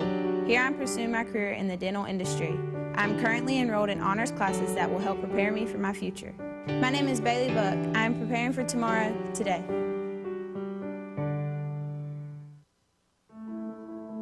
A teacher is one of the biggest investors in a community. They impact the lives of those we value the most. Teachers share knowledge which helps shape and mold our future leaders. Teachers show direction and help build a sense of purpose. Are you ready to make a change? For more information on teaching opportunities, teacher incentives, or to apply with the Mobile County Public Schools, log on to www.mcpss.com. As Alabama's first and largest school system, Mobile County Public Schools prides itself on the high quality of education we provide our students. We have been successful over the years in raising our graduation rates and have been recognized nationally for closing achievement gaps. We believe that our primary focus is to educate all students to become productive citizens. This is our commitment to them and to you.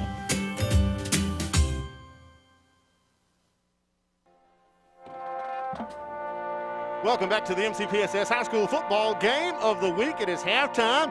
We're here at legendary Lad People Stadium. Joining me right now, not atop the press box, but it's atop the bleachers, Dave Schultz, WNSP, host of the Game Plan. How you doing, Dave? I'm doing good. We got a good one here tonight, Al. We do have a good one. Now, I often get to talk to you on the radio when we talk about high school football, so we're trying to repay the favor, Dave. Got it. And what's your impression so far of the ball game you've seen tonight? Good ball game. Not a whole lot of flow to it. Yeah. Not a whole lot of first downs. Yeah. Right? I mean, Mobile Christian finished up with a very strong drive, 13 plays, but couldn't punch it in for a touchdown. Yeah. 27-yard field goal. Instead, Williamson holding strong. No Robert Woodyard. They could be within a field goal, but they missed the two-point conversion. But Miller's strong in there in the pocket, and we should have a really good one. It'll be interesting to see what Williamson can do here to begin the second half. And speaking of Williamson, you guys were here all day today. I believe Lee and Mark were here this morning talking to Coach Sumter and the principal, and you were here this afternoon kind of doing your show, man. Absolutely. I love doing the shows here. Here it would be easy to go from the station to here. Right. But a lot of times not in Mobile 6 o'clock traffic am I going anywhere beyond Lad People Stadium. What's been your take on the season so far, man? I know this is something you've never seen before. You've been covering sports all your life almost, and in high school you've been here a little over a year. We've had a COVID outbreak. We've had 2 hurricanes. What do you have to say about that, Dave? Yeah, it's amazing that this has gotten where we are. Yeah, all right, I'm a lot like Ben Thomas. I did not think any of this was going to happen. I have been wrong, and I know some teams have not played. I know some teams have shut it down. But to think we are where we are is really amazing. Yeah. And I'm thankful that we are. And it's been a lot of fun watching these guys play. Disappointed not to see Robert Woodyard tonight for sure. Yeah. But it's a lot of fun seeing guys like Deontay Lawson. And we got a good one tomorrow night, Spanish Fort and McGill Tulin. So that should be a good one as well. All right, Dave, you're here. I'm going to let you do your own shout-out about your show and when folks can listen to you and check you out, because you even do your show like on the web as well, right? Well, sure. You can listen different ways, obviously on the radio, 105.5, the Sound of Mobile, our app, and you can download, if you miss a show, you can download wherever you get your podcast from. Gotcha. So Apple Podcasts, Spotify, Google. iHeart is actually turns out to be our most popular so far. That sort of took over. Look at there. iHeart and all the shows, not only my show and Mark and Lee in the morning, but the outdoor show, Pigskin Pete with the Prep Spotlight. Even if you miss tomorrow night's post-game show, you can get that on Saturday as well. So just download wherever you get your podcast from, search for WNSP, and you can find our station and our shows. All right, Dave Schultz with the Game Plan joining us. A lot of people get to hear you, but they never get to see you, Dave. So thanks for stopping by, man. I appreciate it, Al. No 3 to doubt 6 about it. p.m. Monday through Friday. There you go, 3 to 6. Shout it out. Let's take it down to the field and check out the Williamson Lions marching band.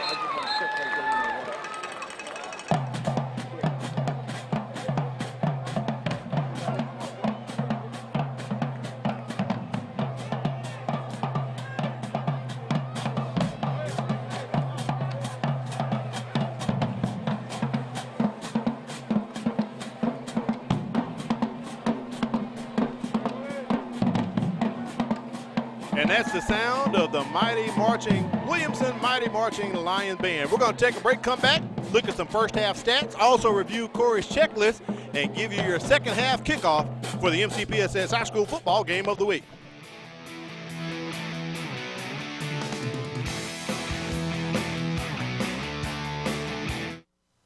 I'm Ashley Rich, District Attorney. Today I want to talk to you about a program that we at the District Attorney's Office has with the Mobile County Public School Systems to help with the bullying issues that are going on in today's world because of social media and because our young people think it's okay to bully others. It's not okay to bully others. Bullying is repeated verbal and physical abuse, ongoing verbal and physical abuse. We at the Mobile County District Attorney's Office want to help the community, we want to help the public school system, and we want to stop bullying within our community. It's really, really important that we do so.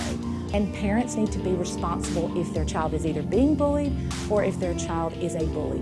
Parents need to be involved to stop the bullying or to help the child if they are being bullied.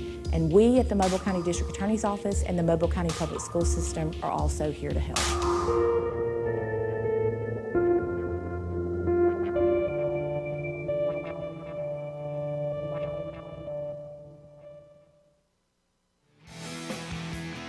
It is still halftime here at the MCPSS High School Football Game of the Week. Al Whedon, Corey LeBounty on the sidelines of Mike Herndon. China Power doing our stats. And Corey, I got to shout out Charles Martin in the truck. Man, he's been on it with the replay all season. No question about an outstanding job.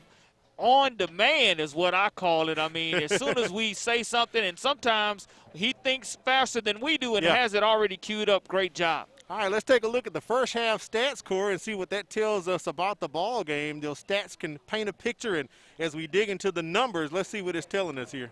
Well, when you look at the rushing yards, only 32 rushing yards for Williamson, 64 passing yards, 96 total.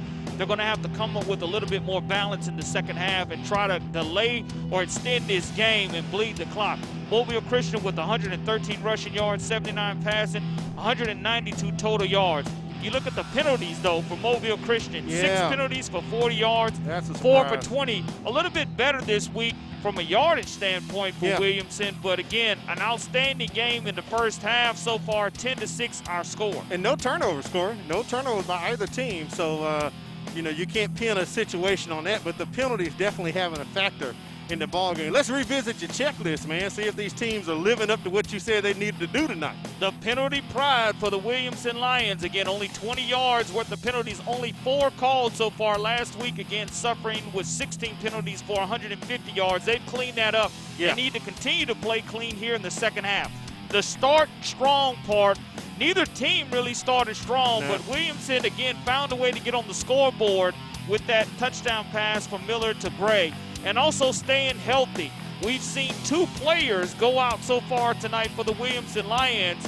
They already started tonight's contest with 25 players. They're down to 23 healthy players here in the second half of action versus Mobile Christian. For Mobile Christian, special teams play.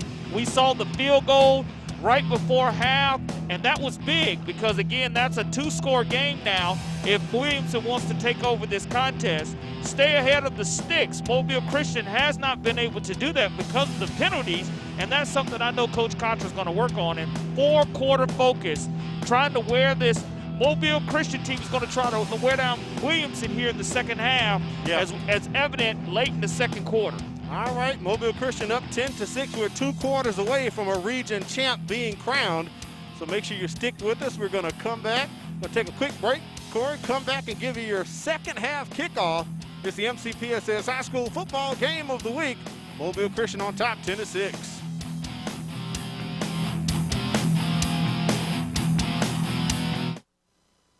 At Mobile County Public Schools, we believe it starts with us. That's why we offer Signature Academies. Hello, I'm Jordan Clark, and I'm in the Health Service Academy at John L. LaFleur Magnet High School. My future career is to be an obstetrician gynecologist. With this academy, I'm learning firsthand from people already working in the industry. Shadowing them on the job really makes me want to study hard and work harder towards my career goals. Signature Academies are open to all students in Mobile County Public High Schools. Visit mcpss.com.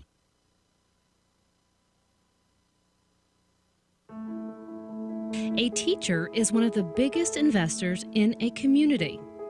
They impact the lives of those we value the most. Teachers share knowledge which helps shape and mold our future leaders. Teachers show direction and help build a sense of purpose. Are you ready to make a change? For more information on teaching opportunities, teacher incentives, or to apply with the Mobile County Public Schools, log on to www.mcpss.com. From birth up until school age, you know, he was a fast developer, fast learner. He was always a happy person. Every time you seen him, he had a smile on his face. The day I lost my son, I got that phone call. It was like my whole world just stopped. All I wanted to do was see my son, and I wasn't able to see my son until I had to go to the funeral homes. I think that was one of the hardest things that a parent has to do. To the MCPSS High School Football Game of the Week. Al Wade and Corley Bounty on the sidelines. Mike Herndon will be checking in with him later on this quarter, getting updates. And Corey, we are 2 quarters away from a region champion being crowned. Mobile Christian on top, 10-6. And that's why you love that the score is 10-6, because this is for the 4A Region 1 championship here tonight. Jackson Chandler booms that one into the end zone, so it'll be 1st and 10 for Williamson at their own 20. So if you coach Sumter, Corey, what did you talk to you guys about in the locker room before you came out in the 3rd quarter? Having that playoff mentality, win or go home. They want to have an opportunity to go ahead and be region champions, or go ahead and have as good a record as Mobile Christian does in this region. And it's a situation where you're happy and you're pleased with the effort of your guys in the first half. If you're Coach Sumter, want to clean up the little mistakes and make sure you try to sustain drives also. Double stack receiver, similar formation that Williamson had before going into the locker room in a pistol there with Jacoby Shaw. He takes the handoff, picks up 1 or 2. He's 2nd down and 8 coming up here for the Lions. If you're Coach Cottrell, what do you think he told his kids about Corey? 6 penalties in the first half. That's not like Mobile Christian. That's one of the biggest things that he talked about. And he talked about, hey guys, we just have to go ahead and play here in the second half. And I think here in the second half, we'll see Jason Brooks defensively for the Mobile Christian Leopards in the secondary, and we'll see if that makes a difference. He's out there, number 2. Ladd is calling it 2nd and 7 for Williamson. Miller trying to get the quick pass out, and he does. Nice catch right there. Jeremiah Owens. That's going to move the sticks. 1st down for the Lions. And that's a good job of coming out and getting confidence for the Williamson Lions. And you're looking at the Leopards defensively. They have to make sure that they don't get lulled to sleep. Camden Lawson on the stop for the Leopards. First and 10, ball on the 32. Give it back to Jacoby Shaw. He's tackled for a loss, Corey. Good stop in the backfield by Sterling Dixon. He's a defensive tackle freshman, and again, now he has 19 tackle for losses on the season. Yeah, he's a tall guy just like Deontay Lawson is, just over 6 feet tall there. And that means he got a future. They say he's the next Deontay Lawson coming back for Mobile Christian. Just an extremely lean frame, but he's so explosive and so quick. That first step is tremendous. He finds a way to get himself in the backfield. Kid's not even 200 pounds. So Miller does dump it out and throw it. I think that's incomplete. It hit the turf. Try to go back to Owens again. Yep. 3rd and 13 coming up here for the Lions. And that's one that I know if you're Miller, you would love to have had completed. Yeah. Because, again, from a confidence standpoint, you rolled out to your left. You mentioned it earlier, being left-handed. That's got to be the easy throw for you. But Owens was not able to handle that. Now you're looking at 3rd down and 13 yards to go for Williamson from their own 34-yard line. Quad receivers to the top of the screen. Miller backed up by himself. Play clock under 5 seconds. He's got time. And that one is almost picked off by Brooks. Corey, he would come into the ball game and have an immediate impact. We have yet to have a turnover tonight. And Brooks is very easy to find and spot with those pink gloves and highlighter cleats. And he's just excited to be into the contest as he had to sit out the first half of action. And we didn't call his name in the first half. So that brings up 4th down for the Williamson Lions. And you're exactly what Coach Cottrell wanted, because now you're keeping the Williamson Lion defense on the field if they're able to field this punt cleanly. That 20-minute rest goes away real quickly. And look at that impact Brooks has had as he come into the ball game. We've already called his name 2 or 3 times. Nice punt by Ryan Kidd. Devin Harris going to take it at his own 36. Makes a loop-de-loop. And maybe, Corey, he should have kept going straight, because going backwards, that didn't help him at all. He's going to lose a couple yards. And I'll tell you, Williamson special teams, the pursuit and the gunners have done an outstanding job of making sure that no extra yardage is gained by this Leopard special teams player. Charles Harris is the first person to make contact with Mobile Christian. And I mentioned it earlier, I don't think Mobile Christian has probably had over 25 return yards on any type of punts, and Williamson's already punted the ball close to 6 or 7 times tonight. 1st and 10 for Mobile Christian at the 34. A little play action as they do get that ball completed. Goes to Blake Williamson. Williamson has enough for the first down, so it's going to be 1st and 10 at the midfield stripe. You look at the time that Johnny Schmitz has, and he steps into that throw and throws a strike, and Williamson's able to hold on to it, and that's going to be his 3rd reception of the season. Now, let's see if Mobile Christian decides to go tempo. The long offensive run they had was that 55-yard burst in the first half by Zavago McNeil Jr. And hand off to McNeil, as you call his name, as he crosses the midfield stripe, gets a burst of energy past the 40-yard line up to about the 39, be 1st and 10 for Mobile Christian. Corey, you're right about that. That came early in the ball game. Mobile Christian had a series, went 3 and out, gave it to Williamson, got the ball back. They had a penalty in the next play. He burst open for 55 yards, and then it was just kind of back and forth between the 20s, and Mobile Christian put together a long drive, but only could pay off with a field goal. And now the biggest thing for the Williamson Lions is every time Mobile Christian gets a first down, let's see how quickly they decide to get to the line of scrimmage, because, again, Williamson does have guys playing both ways, and it's Ironman football, again, being down to 23 guys on the sidelines total for Williamson. Hand off to McNeil again, just trying to weave his way, pick a spot, but everything closed up on him. It's going to be 2nd down and about 9. They'll give him a 1.5 yard progress there, Corey.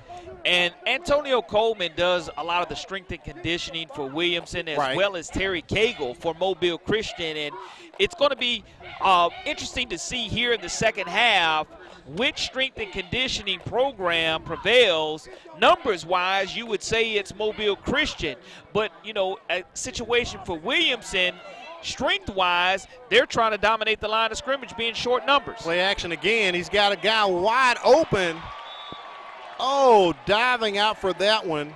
Toller Kegley, Corey, he laid out for it but could not haul it in, and you can see the arm of Schmitz right there. Here's the replay. Behind the Williamson Lion defense, and you see a 45-yard strike, almost a 50-yard strike, but just a little bit too far. Yeah. And you like to see Toller extend and give up his body trying to catch that football to come away with it. Young man committed to East Carolina University. Coach Cottrell wanted to make sure we mentioned that about him. So he really laid it out there, Corey. He couldn't bring it in, but he gave the full effort. So it's 3rd and 9, ball on the 42 for the Leopards, trying to keep this drive going, their first series in the second half. Boom, and sacked and brought down is Johnny Smith, and there's your guy, Mr. Hawkins, on the scene. Warren Hawkins has played an outstanding contest tonight and last week. He continues his dominance as he makes sure he wraps it up. Yeah. And that's going to be his 4th sack of the season, 2 tonight for this young man who's playing both ways for the Williamson Lions. Came right between the tackle and the guard and just laid Schmitz out. So it's a 4th and 9. That was a great sack and tackle right there by Warren Hawkins. You mentioned it earlier, through 7 contests, Mobile Christian had not given up a sack all season long. And that punt is blocked, Corey. And Williamson is going to get the ball at the 42-yard line.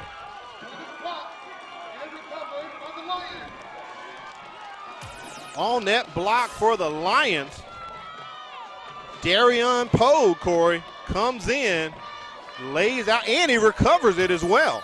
Poe does a wonderful job. Wow. They just overload the left side of the line, and Mobile Christian doesn't have enough blockers. But now what's going to be imperative is that momentum shows up for the Williamson Lions offensively. You don't want to go 3 and out right there off of that block punt. You want to see Shaw or Gray get involved offensively for Williamson. Great opportunity here for the Lions coming up. Oh, that ball bounces off the shoulder pads of J. Allen Gray, Corey. You got to look the football all the way in, and that would have been positive yardage of nothing but 3 or 4 yards. But it's one of those that I guarantee he'll be thinking redemption the next time he tries to catch that football. He'll put a little stick-em and squeeze the pigskin a little harder next time. You went old school, Lester Hayes from the Oakland Raiders with some stick-em. You know that's outlawed, Corey. You can't do that.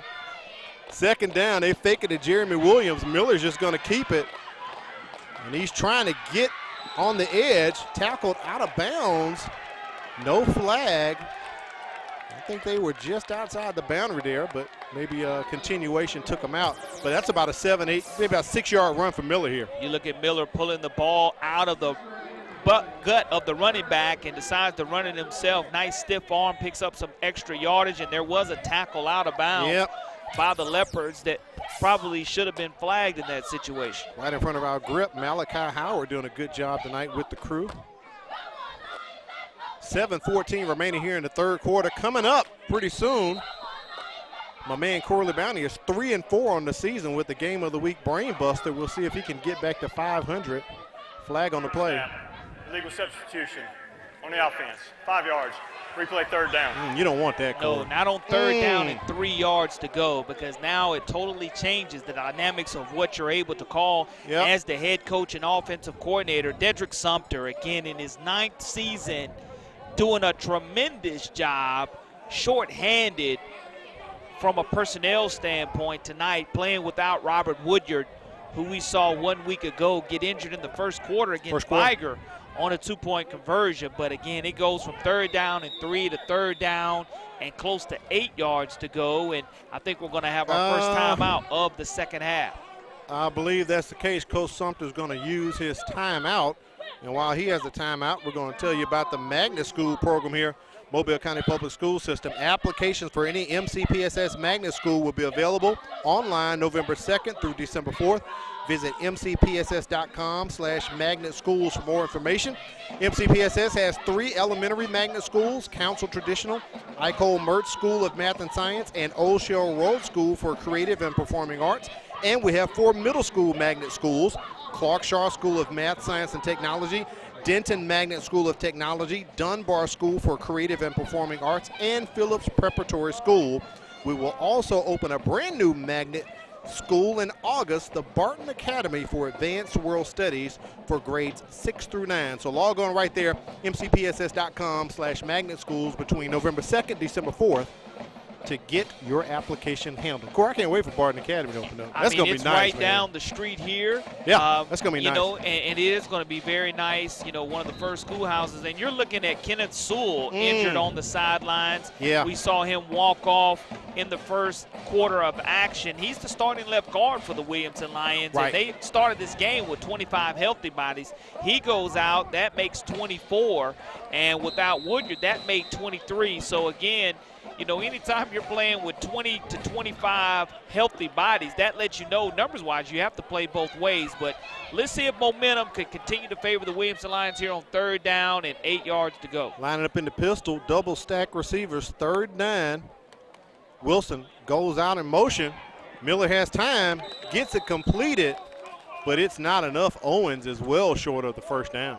He does complete the pass, but I think if you're the Williamson Lions, you're in 4-down territory because Ryan Kidd, he has a big boot, meaning he can keep Williamson in good situation to where they're able to flip the field and possibly put Mobile Christian inside the 10-yard line. But it's going to be decision time, and you have to make that decision very quickly because you've already called one timeout. I was just going to ask that, Corey. Williamson called timeout. Ladd has not said it was a timeout, but they did call timeout. They did. I scratched it on my sheet of paper here. So it's 4th down, 4th and 4. And you have to call timeout to save yardage. Timeout Williamson? It is. Okay. And I'm thinking that's technically their 2nd one. I want to make sure I'm not it is the second call cuckoo timeout here, Corey. That's 2nd one. So but 6:27. It is a good call timeout. Now Ladd has adjusted. Williamson has one timeout left. So let's take a look at the 5A contenders while we have a break, Corey. Take a look in this particular region. Everyone is pretty much set right here. St. Paul's number 1, Faith Academy number 2.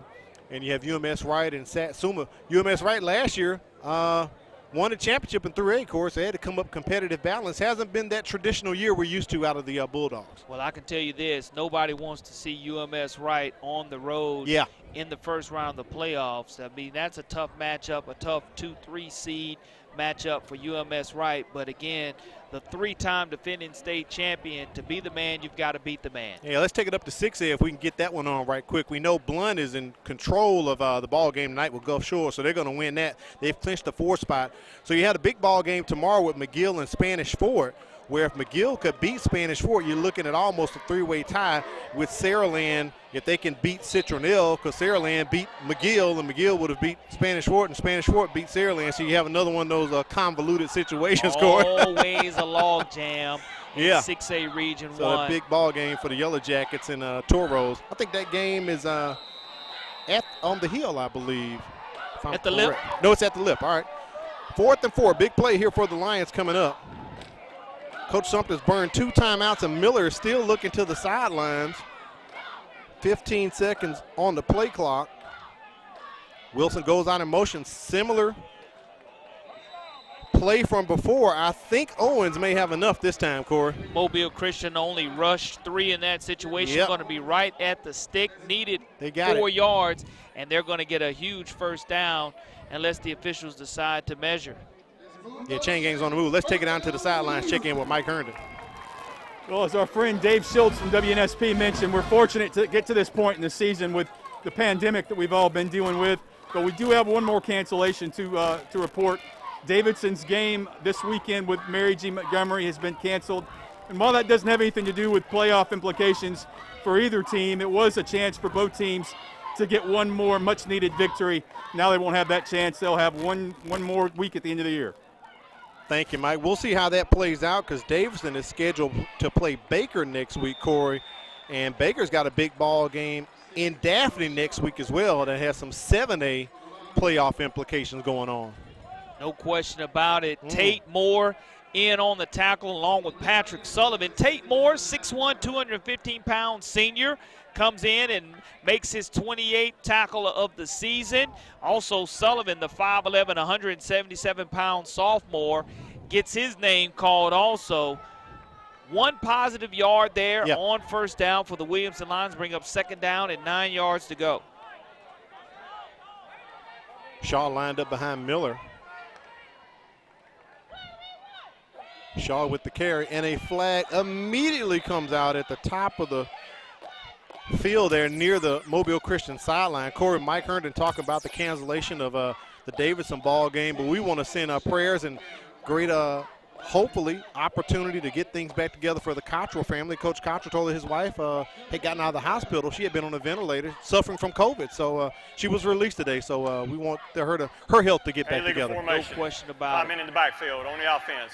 5 yards, previous spot. And he's been a trooper. She's been in the hospital since September 18th, Corey. Almost a month. A whole season almost of football. Yeah. You know, I know it's been tough on him being a head football coach, trying to keep his players focused. And football is an outlet. It's an opportunity to take your mind away from everything. But when your wife's in the ICU unit, you know, we're just happy to see her out of that and doing much better at this point in time. So hopefully her health will continue to improve. And Coach Cottrell still trudging along with his Leopards. Miller gets that one out. It's caught by Jacoby Shaw with it maybe at the 30-yard line, I believe.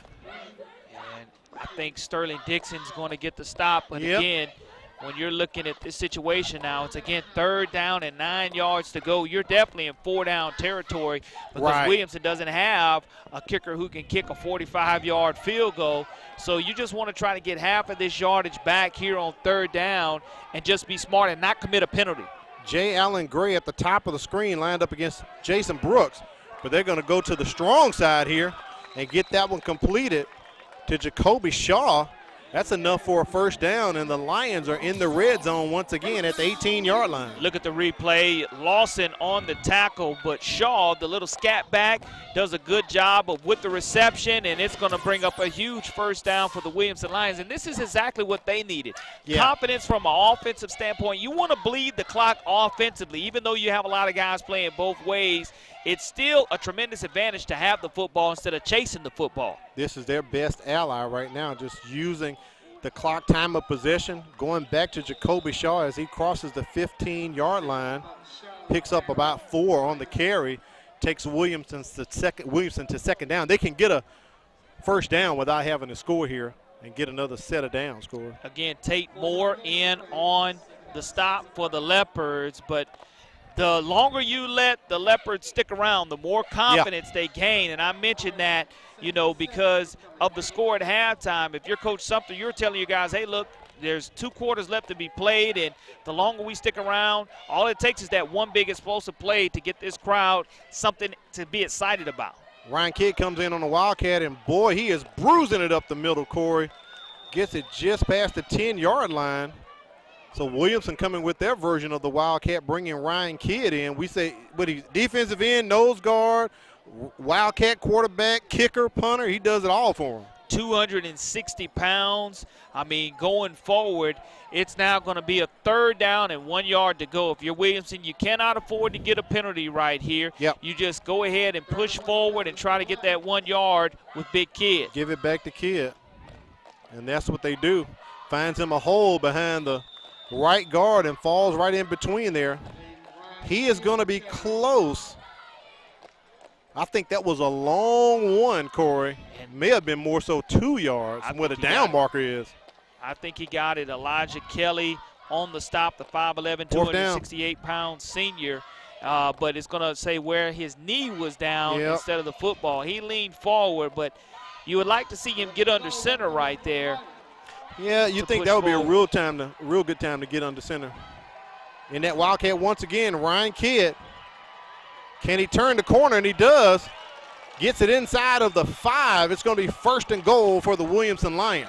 One thing about 260 pounds, though, if you don't put him under center and you allow him to get past the initial line of scrimmage, the only way you're going to take him down is to chop his legs out from under him. 1st and goal to go now for the Williamson Lions. Ball on the 5-yard line. This is Williamson's second possession of the third quarter. And, Corey, they are chewing a lot of clock. We are at the 1:14 mark. We may have to get your Game of the Week Brainbuster question up between the quarters and then give the answer during the fourth quarter the way this one is going. Game clock still running. Play clock under 5. Jacoby Shaw. That's about 2 or 3 yards. Second and goal for Williamson. Now, as you get closer, you saw Ryan Kidd just be a bowling ball. When you're in this situation now, you're at close to the 3-yard line. I would be surprised if anybody but Ryan Kidd gets this football, because all you're asking your offensive line, not even to get a push, just stand your guy up in front of you. Right. And if you're able to stand the person up in front of you, you're going to push yourself forward. Second and goal. Back to Chicago. No. Miller's going to keep it. Pulls it out the belly. Can he make the corner? That's a touchdown, 3-yard run by Daniel Miller. Miller does a wonderful job of breaking containment and bouncing out to the outside. And Williamson takes their first lead of tonight's contest. And how big is this extra point going to be? Whether you go ahead, I say you go ahead and go for 2, putting the pressure back on Mobile Christian, because you know they have an outstanding kicker. But Miller does a good job. That'll put you up by 4. And they would need to score a touchdown to take the lead. A field goal wouldn't do it. So Williamson lining up to go for 2. Wilson comes to the backfield with Miller. Direct snap. That's a good play right there. Fake snap to the quarterback as Wilson goes in for the 2-point conversion, and it is successful for Williamson. Orrin Wilson from 3 yards out. And that's just mathematics, folks. You decided not to go ahead and kick the extra point, which would have put you up 3. Instead, now a field goal does Mobile Christian no good, as we have 15 seconds remaining here in the third quarter. But that drive, I would be interested to see how much time was taken off of the clock. But what that score does too, Al, it gives the defensive line that's going to have to go out there that was just the offensive line a lot of confidence. Correct. And you play with a lot of extra energy knowing that you're leading on the scoreboard also. All right, let's get the Game of the Week Brainbuster question up here for you, Corey, and take a look at it. We normally give it to you sometime in the third quarter. All right, here's the question. What former Davidson head coach served as the first head coach at Mobile Christian? What former Davidson head coach served as the first head coach at Mobile Christian? So, Corey, we'll maybe play 15 seconds of ball and switch over quarters, and sometime next quarter we'll see if you have the correct answer when we reveal the answer for the Game of the Week Brainbuster. I know you want to get back to 500, Corey. You're 3-4 right now.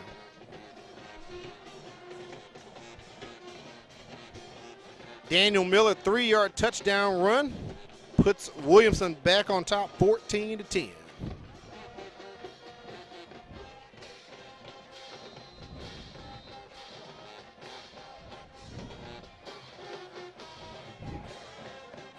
Ryan Kidd ready to kick this one off.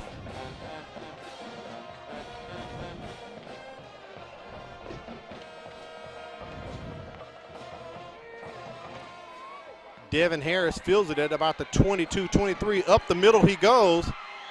Still not brought down. Close to the midfield stripe.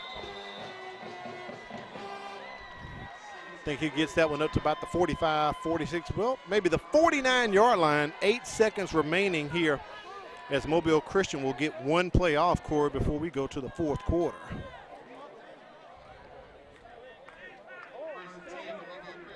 Well, I tell you what, if you're Williamson, these 8 seconds, you want to try to have a little momentum, as Coach Sumter was able to take advantage of that long drive that took some 7 minutes off the clock here in the third quarter. Wildcat with Deontay Lawson kind of sweeps to the right, picks up about 8 yards on that play, and that will take us to the end of the third quarter with Williamson on top, 14-10. So while we have a break right here, let's take a look at the 7A Region 1 playoff contenders. All these teams still have a chance, Corey.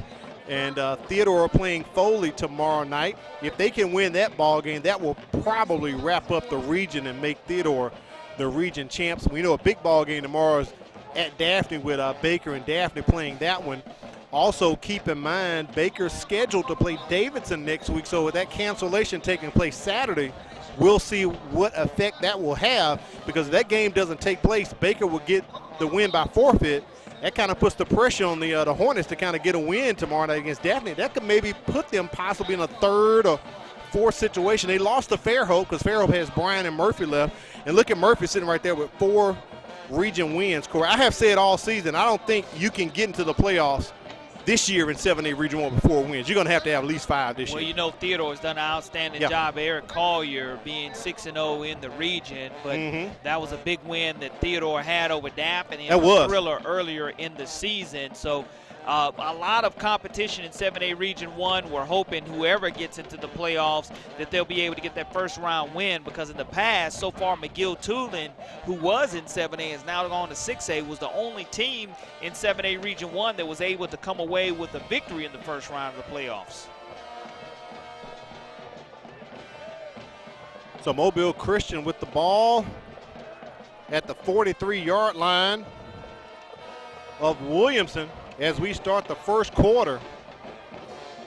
And we have 12 minutes until we crown a region champ.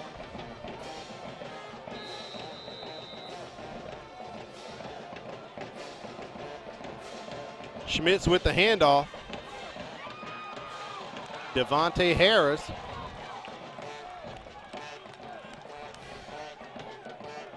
I think that's no gain on that one, Corey.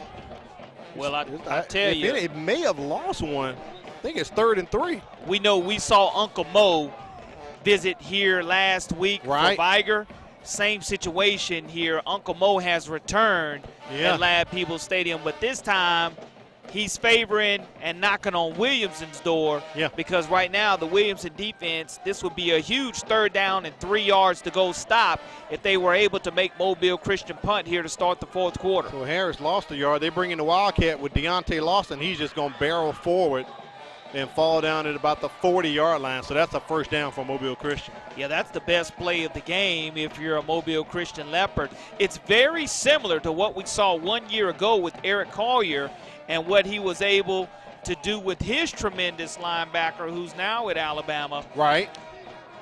It'll be a 1st and 10 situation for Mobile Christian, and they just want to try to wear down this Williamson Lion defense. Lawson can't get going because a flag comes onto the field. Prior to the snap, false start on the offense. 5 yards, replay first down. So that'll push the Leopards back to the 45. I know that's what Coach Cottrell and the coaching staff did not want to see, those penalties to come back into play.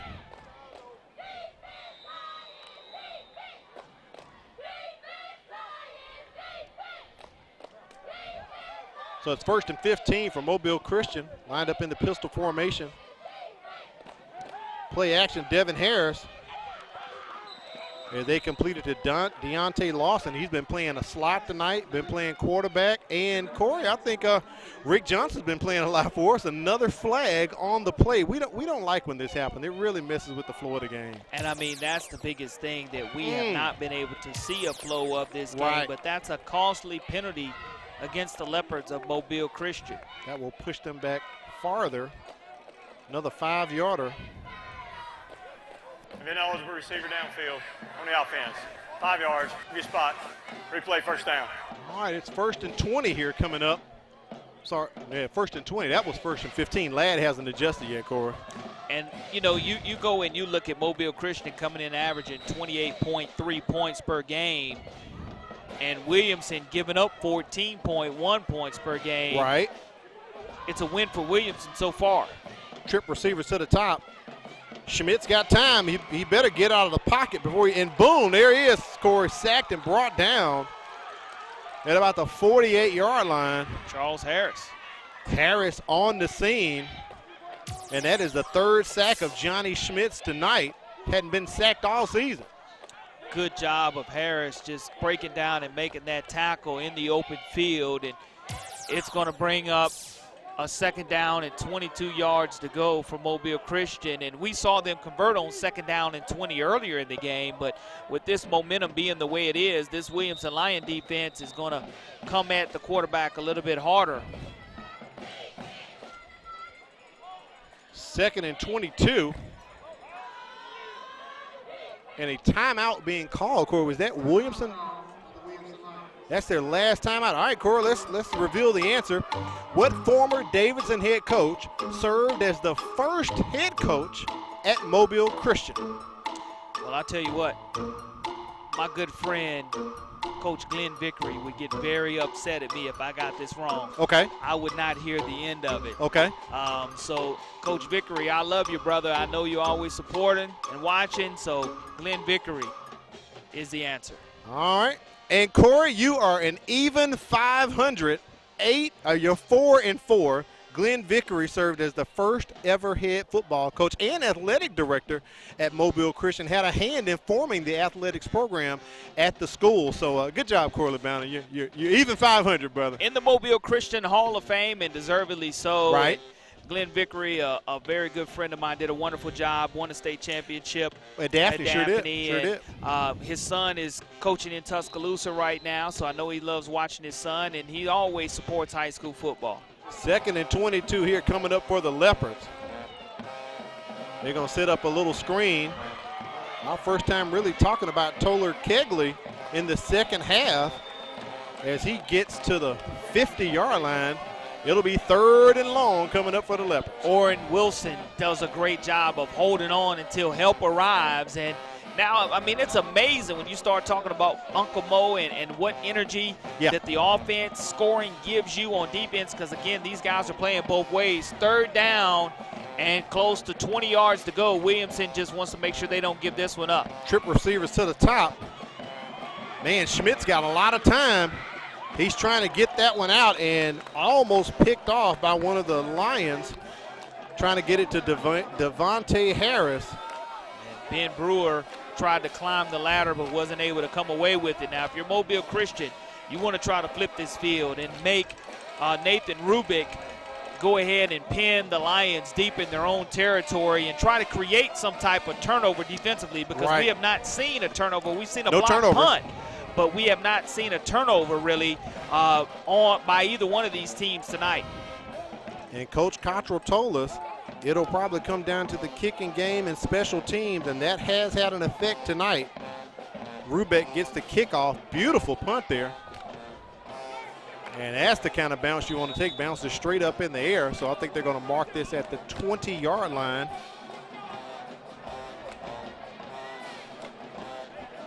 Got a break. Let's check out the Alabama Sports Writers Association top 10 polls in the 4A. No changes here. It's the exact same poll from last week. All top 10 teams won in 4A. You can see Mobile Christian ranked number 3. So if Williamson would get the win tonight, that would be huge. Let's take it back down to the field, and we'll come back and take a look at 5A, 6A, and 7A. So 1st and 10, ball on the 20-yard line. Williamson on top, 14-10. Right at 9:05 to play. Jacoby Shaw came out to play as he's running, but his jersey is just grabbed by Sterling Dixon there, Corey. And Zavago McNeil has gone from his offensive position to his defensive position also for the Leopards, and hangs on for dear life. But it's a situation where you get positive yardage, bring up 2nd down and 6 yards to go for the Williamson Lions, and you're ahead. So you're in no rush offensively. You want to use as much of this play clock as possible and try to find that rhythm offensively when you're using a clock. Fake it to Shaw and complete it to J. Allen Gray. Gray is going to have enough for the 1st down, I believe. Let's see where they mark it. I think the line to gain was the 30, and the official is at the 31. The official near to us. Flag on the play. So Ineligible receiver downfield on the offense. 5 yards, previous spot, replay 2nd down. And that's why the chain gang never moved, Corey.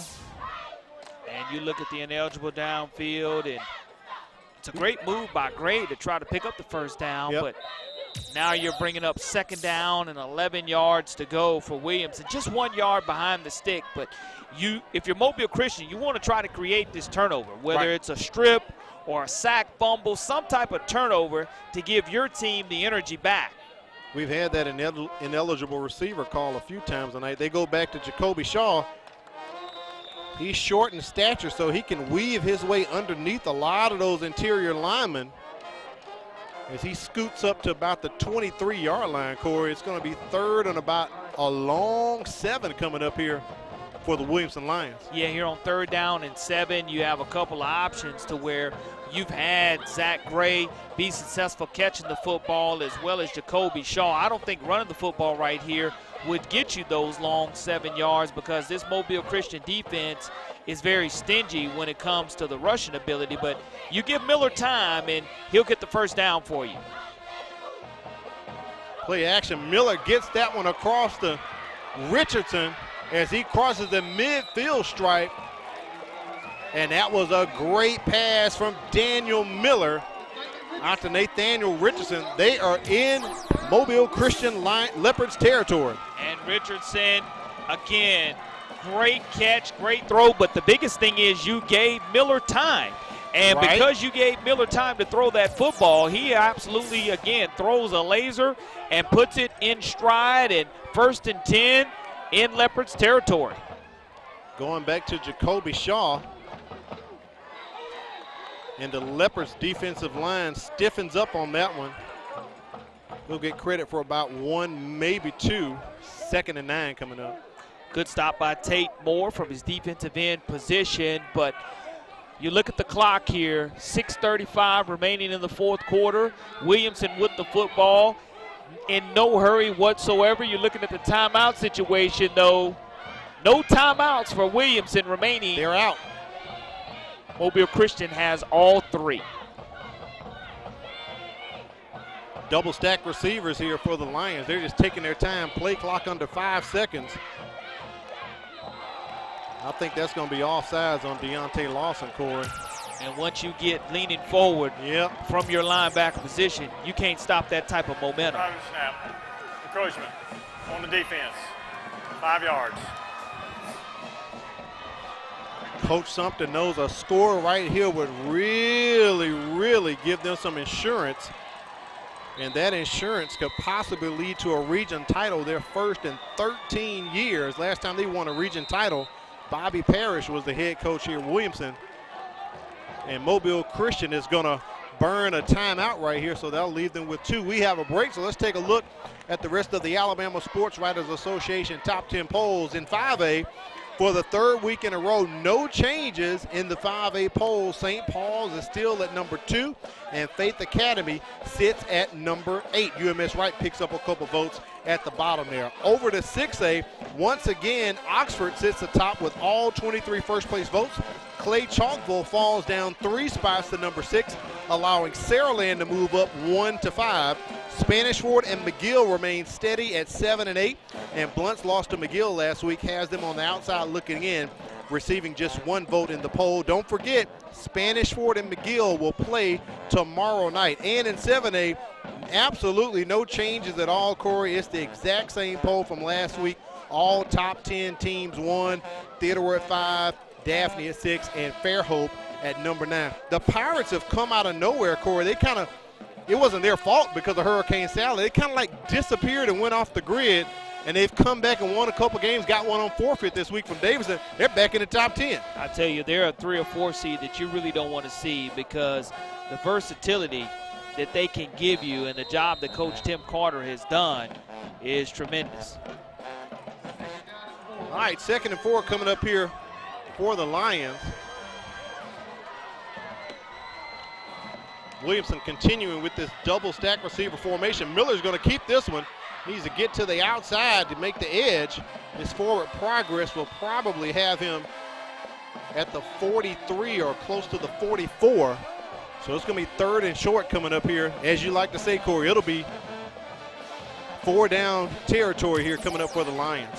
3rd down and close to 2 yards to go as you look at Miller on the quarterback keeper, and all they need is 2 yards. And you have to remember that with 5 minutes and 30 seconds remaining here, No timeouts remaining by the Williamson Lions. 15 seconds on the play clock. They're going to bring in big Ryan Kidd. He's the beef. But you have to get lined up and try to get that push. Get lined up. Play and not clock get a penalty. Under 8. As we're at 5 seconds, they need to get this one snapped. High snap, but Ryan Kidd is just going to barrel forward, and boom, he is met right there by Deontay Lawson and the rest of the Leopards. Tate Moore was the initial to make the stop, and Ryan Kidd's going to need help getting that 260 pounds up, but I don't think he gained any positive yardage. If he did, it was half a yard, going to bring up a critical 4th down and 2 yards to go. Now you have to get this play in very quickly because there's already 15 seconds on the play clock. You have to know if you want to go to Kidd, that's where you want to go. But again, got to get a hat on a hat at the point of attack if you're the Leopards. And the Lions fans cheering. Kidd trying to go up the middle again, Corey. His forward progress may get it. We'll see where they mark it at. One of the Lions lost the helmet. Elijah Kelly did lose his helmet and then got sat on top of by the entire squad. Hope he's okay at the bottom of that pile. We've yet to have a measurement tonight.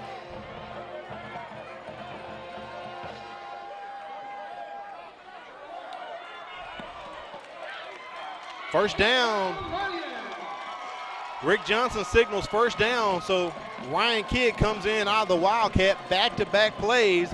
And the Lion faithful are up on their feet because they know if they can continue to keep the ball and bleed the clock, they're in control.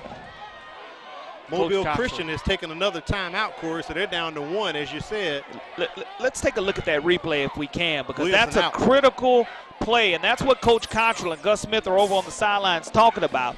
You look at Ryan Kidd at 260 pounds just pushing forward and get stood straight up. So that's going to be a judgment call by the line judge. It's hard to tell from that particular angle whether he actually got back to the line of scrimmage or not, but the officials on the field think he did, gave him the first down. But Ronnie Cottrell and Gus Smith on that far sidelines, very unhappy with the spot of that football. And you don't see Coach Cottrell that irate that often. And they're over there giving it to the line judge, and now Rick Johnson comes in. And Corey, they have signaled that is the first down. We don't have replay here at LAD, not provided, and if we did, I don't think it's set up to review possession calls of that magnitude. They didn't bring out the chain gang either. So it's 1st and 10, ball on 35. Well, the 260-pound Ryan Kidd got a tremendous spot on that play, which gave them a 1st and 10 situation. Not only to get them a first down, it allows more time to run off this clock and made Mobile Christian spend a timeout to talk about it. But now the Leopards only have 1 timeout remaining. We told you up for grabs is the 4A Region 1 title.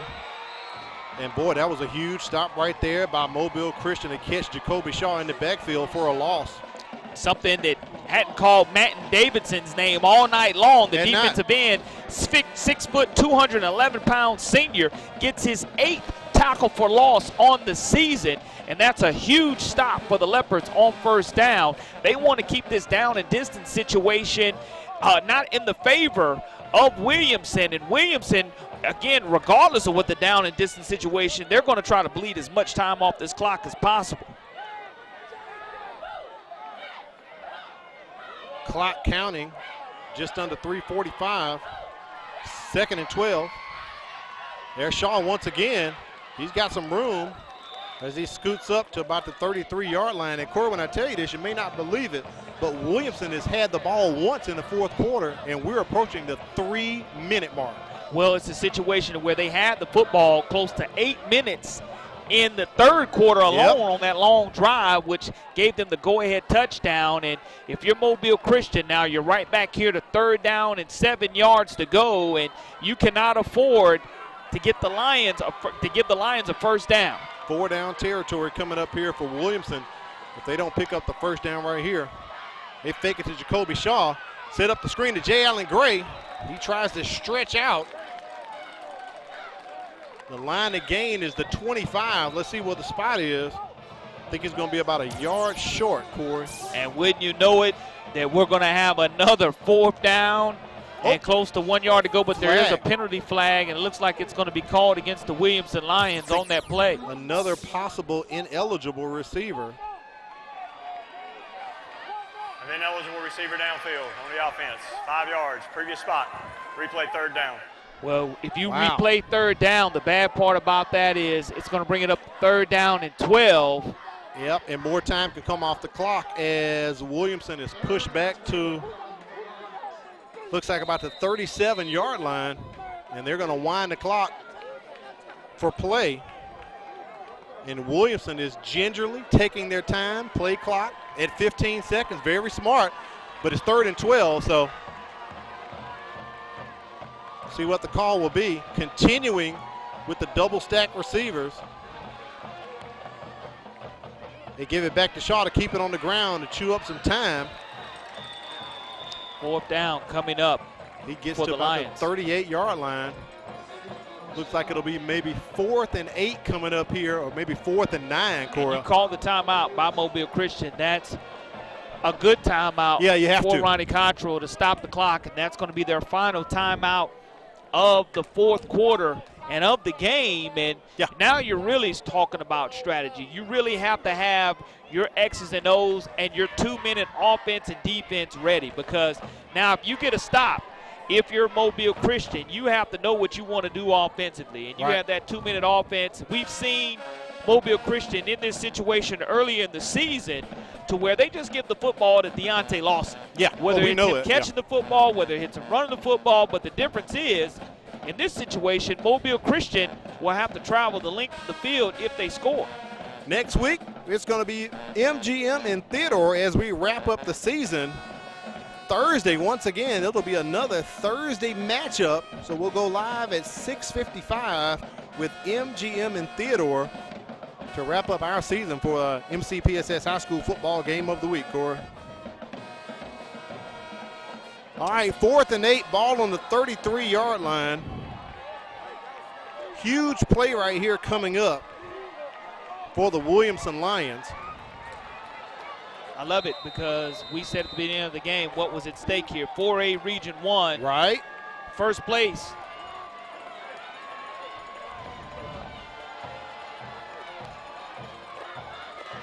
They fake it. Miller's rolling, trying to catch a receiver. It's too high. That pass incomplete as he tried to get it out to Jeremiah Owen. So it'll be ball over on downs. And Mobile Christian will get it on their own 33, down 4 points in the contest. Well, that 2-point conversion that Williamson was able to convert earlier was huge because, again, it does not make it a field goal game. It makes it a must-score touchdown game in this situation. Mobile Christian has really struggled in the second half offensively, but they must go ahead and pick up first downs because they have no timeouts. So everything they do, it really boils down to their 2-minute offense that they practice each and every day. Jason Brooks in a Wildcat core. He's going to take it. His first offensive touch tonight. And Williamson trying to keep him in bounds and tackle him. Maybe a 1-yard gain. Both teams out of timeouts. And you know Williamson's really trying to suck it up defensively. And Yep. halftime was at a perfect time for Williamson because, again, they played a tremendous second half. 2nd and 9. Schmidt's got time. Cannot complete that pass to Toller Kegley. And in defensive coverage, Jay Allen Gray, he actually got his hands on it, Corey. Possibly could have brought it in for an interception, and that would have nailed the coffin shut. The biggest thing, if you're the Williamson Lions, I'm not letting anybody beat me. Deontay Lawson's not going to beat me right here. And I have to make sure he doesn't catch the football. But one of the impact players, Jay Allen Gray, does a great job knocking that football down. 3rd and 9 from Mobile Christian. They have to get a first down to keep themselves in the ball game. Schmitz takes off, and he's going to be tackled. He's right at the 40-yard line, but he's short. 4th and 3 coming No up. timeouts remaining, and the game clock continues to run. This is the game right here for Mobile This is Christian. it right here, so Mobile Christian has to pick up 3 yards. Devin Harris in the backfield. Schmidt's pass complete. That's going to be a first down as he connected with Deontay Lawson, the senior. I mean, I'm finding a way to bracket coverage on Lawson because he's not going to beat me. I can't let him touch the football under any circumstance. You just cannot let Deontay Lawson find a way, and that's what a great job Mobile Christian, the playmaker, gets it. Jason Brooks in on the slot. They try to go back to Lawson again, and that one hits the turf. He's begging the official, I got it, man, I had it. But it stops the clock, and it gives Mobile Christian time to take a breather right here with the ball on the 46-yard line, 2nd and 10. And Williamson is just absolutely gassed defensive line-wise. That's why you've got to run these routes that are going to be toward the out of bounds and the white chalk on the sidelines.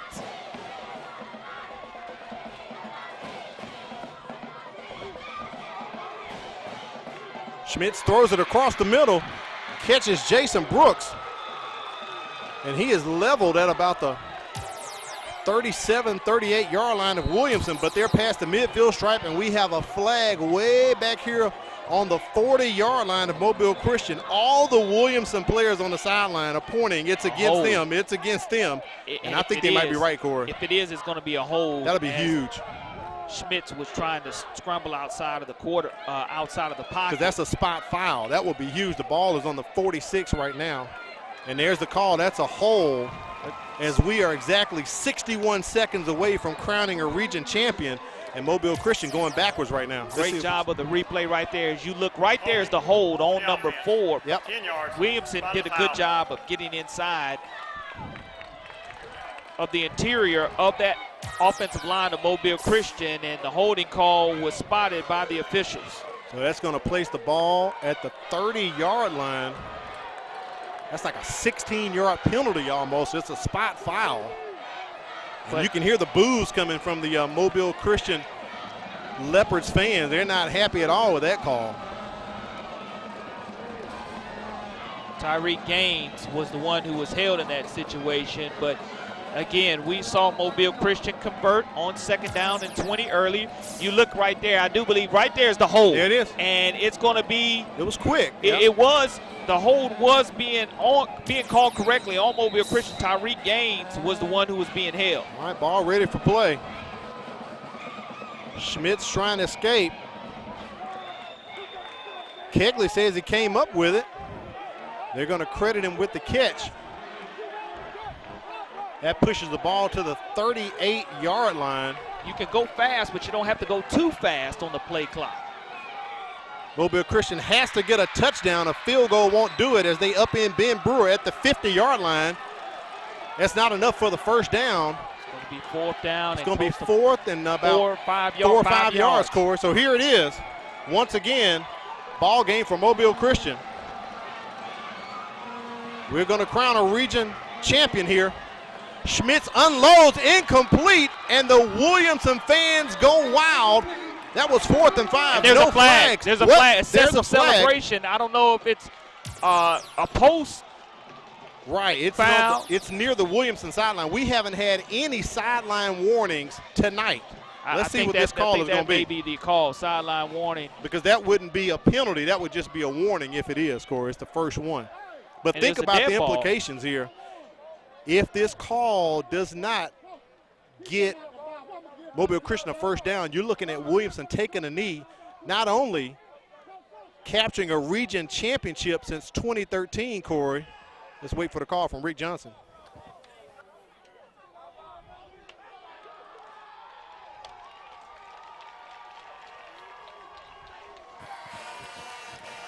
After the play, have unsportsmanlike conduct on the defense. 15 yards from the previous spot will be first down, Williamson. So that's going to do it, Corey. That's a post call. But think about this other implication. You and I talked about this on the phone the other night. With Williamson getting this win tonight and the #1 seed, Corey, this will be the first playoff game at Ladd in 4 years. There's not been a playoff game here since Davidson lost to Auburn back in 2016. You know, let me say this is huge for the Williamson Lions. You know, I haven't seen the guts and the type of fortitude of a 23-man roster coming off a loss. You know, it was the winner go home mentality for Viger 1 week ago. Right. The same mentality was applied tonight. by the Williamson Lions, and they were able to knock off an undefeated Mobile Christian team.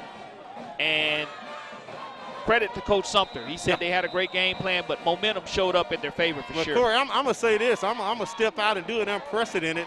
We recognize the offensive line for Mobile Christian not allowing a sack for the entire season. I'm going to say the Career Tech Education Player of the Game is the Williamson Lions football team, Corey. They have won the 4A Region 1 title, their first title in 13 years, and they just dumped the Gatorade on Coach Sumter. So congratulations to the Williamson Lions. What a ball game, 14-10.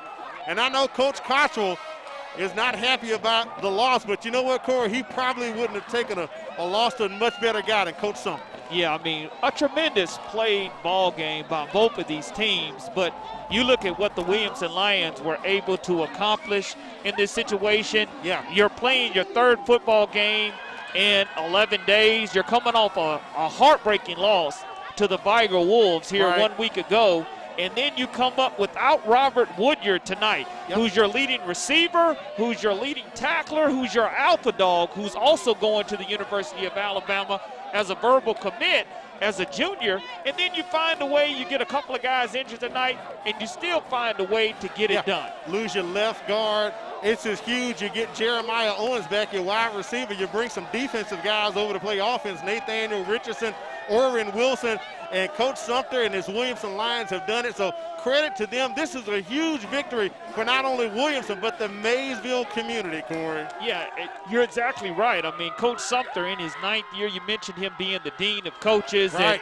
And, you know, when you start talking to other coaches, people say that this may be the toughest job that's in the Mobile County Public School system, and he's done a tremendous job finding a way to get his guys to believe and making the adjustments at halftime. All right, let's take it down to Mike Herndon. He's with the winning coach, Dedrick Sumter. I'm here with Coach Sumter after an amazing win.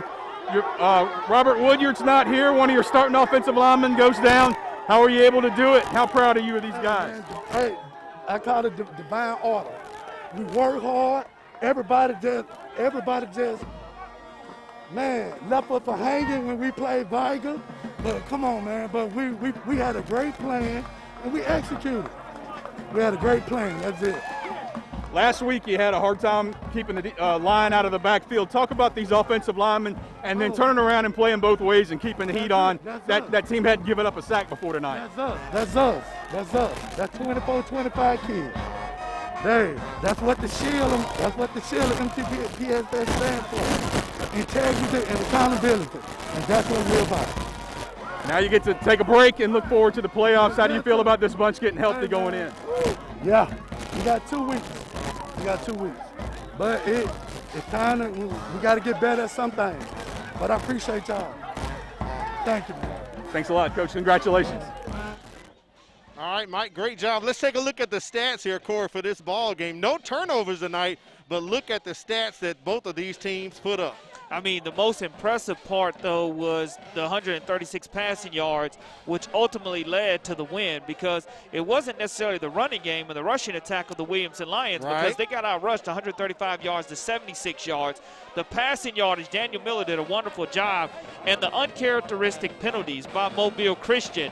But you have to credit Daniel Miller and this offensive line of Warren Hawkins and LaDerrick Lane, Eric Lane, Cameron Pope did a wonderful job of giving Daniel Miller long enough to find his wide receivers, and then the conversion rate was outstanding. Coach Sumter's done a good job with his 2-point conversions this season, and he pulls all tricks out of his bag when they really need it.